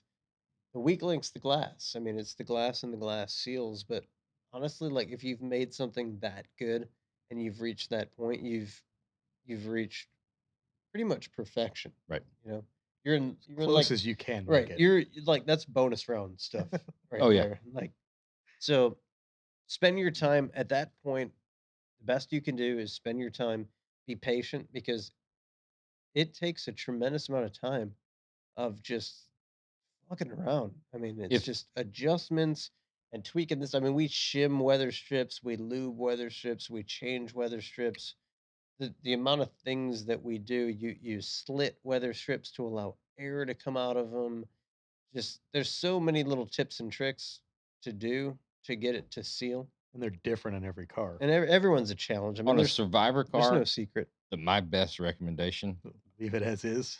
if it's not crumbling and falling apart, leave those. Leave it alone. Every single seal that you can leave them like they are and leave them manual windows.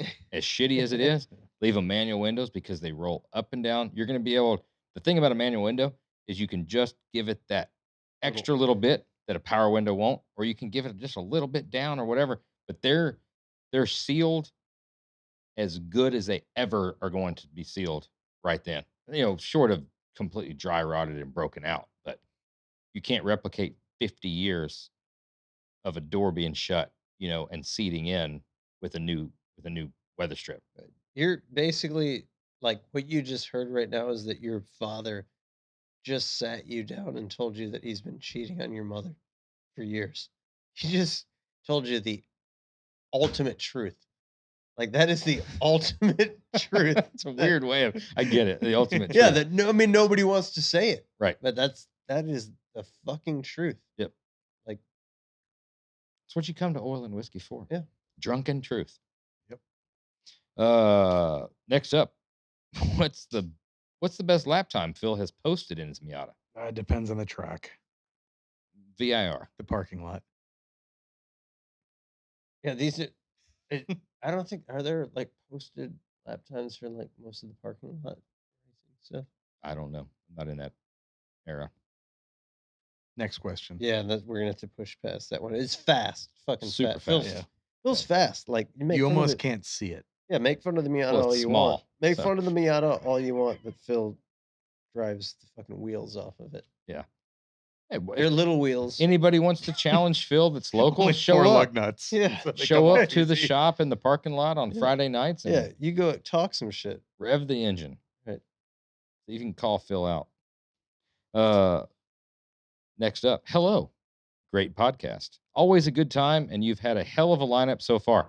My question is, of all of the many elements in your industry, is there a talent or skill that when executed correctly just blows your mind? Even though you see it every day, sometimes you just have to sit back and wonder how the hell they do that. Thank you guys. Man. What do you guys think? A talent that is executed. It's probably the one you don't know anything about.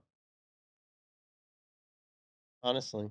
Like because anything you know anything about, and if you're a perfectionist, you're gonna find a reason why it's not good and try to do it better and keep pushing and pushing and pushing and pushing to do it better. But it's the one you're not real familiar with. You know what I mean? Like how the fuck they do that? Yeah. Didn't So know like that was for possible with that. us, it's like, okay, how the hell did they wrap that in leather? You know what I mean? Like I look at what Like Carlson's yeah. trunks, for example. Well, yeah, Carlson's shorts, like I said trunk. No, like the trunk of the car, not oh, his swim I trunks. thought you said about his Because shorts. the swim trunks are pretty. Yeah. I just pictured Carlson in these little like tightly tailored swim trunks. You said Carlson's trunks. Yeah, his shorts. Yeah. Fuck. That's one of the best moments of this. Oh wow. But you know what I mean? Like I look Yeah. like With the so, okay, fringe and so whatnot. Carlson's at, Because we don't do right. it. Carlson's at the absolute he's at the fucking absolute top level of what he does. There's no question about it. So I look at that and be like, wow. Right? Like how unbelievable. Well, what's Carlson doing? He's looking at like what we're shaping out of metal and being like, wow, like how did you do that? You know? So I don't know, it's all relative to like there's so many different skill sets. I think that's something that I'm like it intrigues me because it's not my background, it's not my skill set. I don't have experience with it. So To me, it's cool to see. It's a final. This is 2-part. Final assembly, along with a cut and buff. And this is when you're at a show or when you're at places and you see stuff, and you know how difficult it is to go together after you've fabricated it and body worked it and painted it and put stuff together, and you know there's always a fight there. And when you see something put together seemingly perfect, and you're looking around at the edges and stuff like that, along with the polishing in places that anybody that's in this industry knows they only make a certain amount of pads and sizes and equipment that you can polish in things. However, as hot rod builders and custom car builders and fabricators, you build things without ever thinking about if a polishing pad is ever going to get in there, right?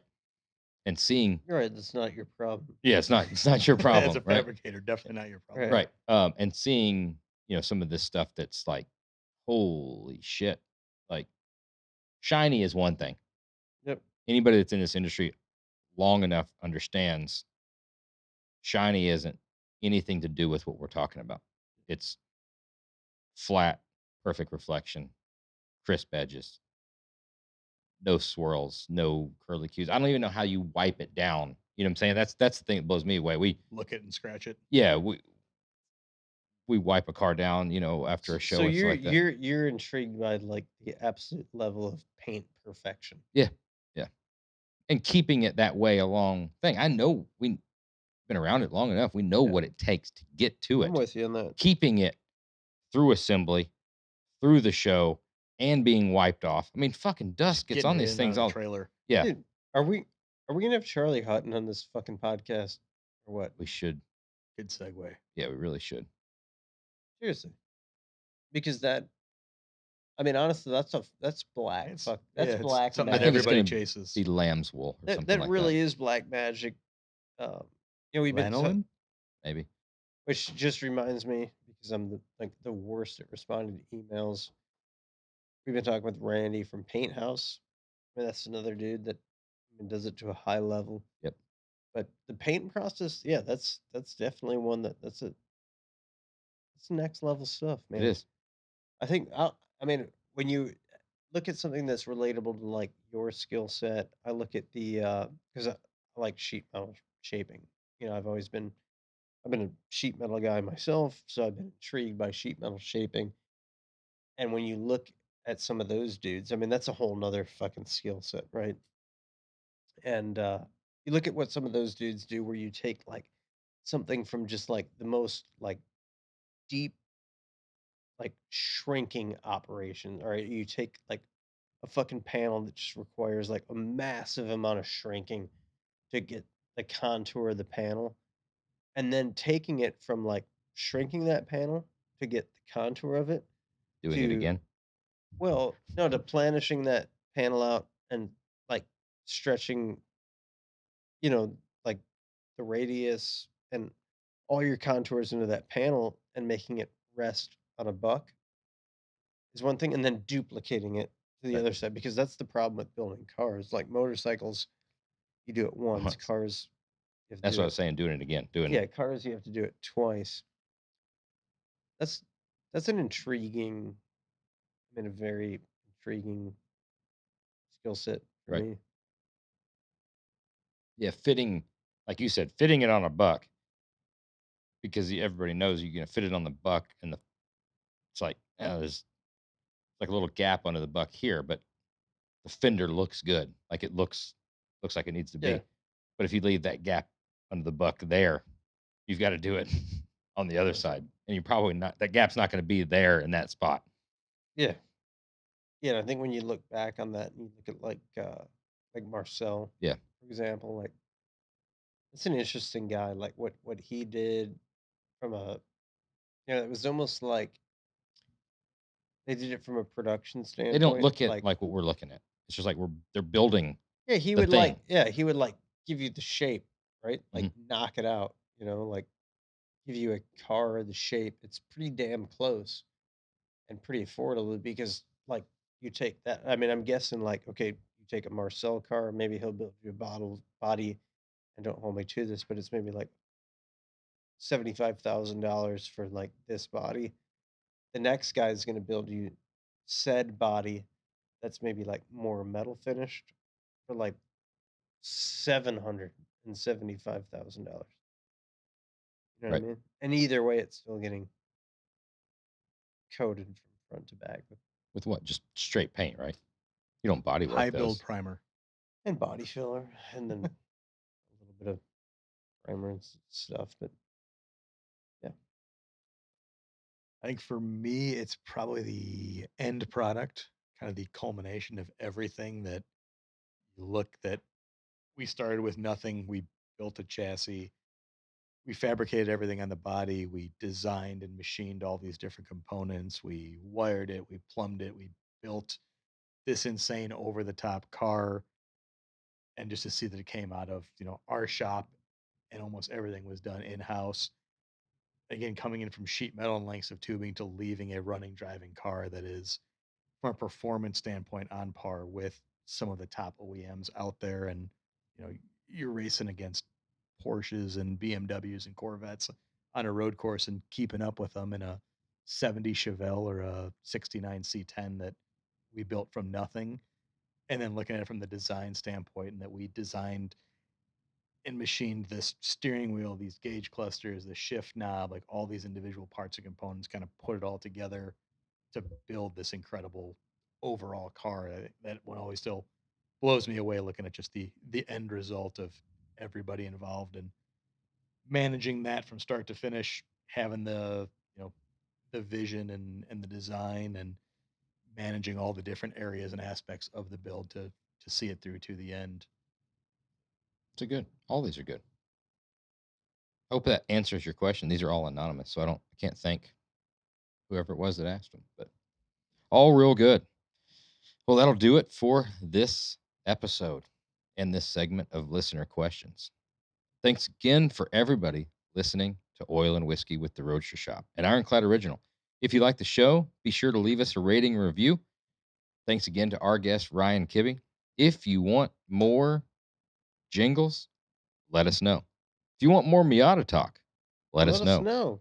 We'll see you again next week.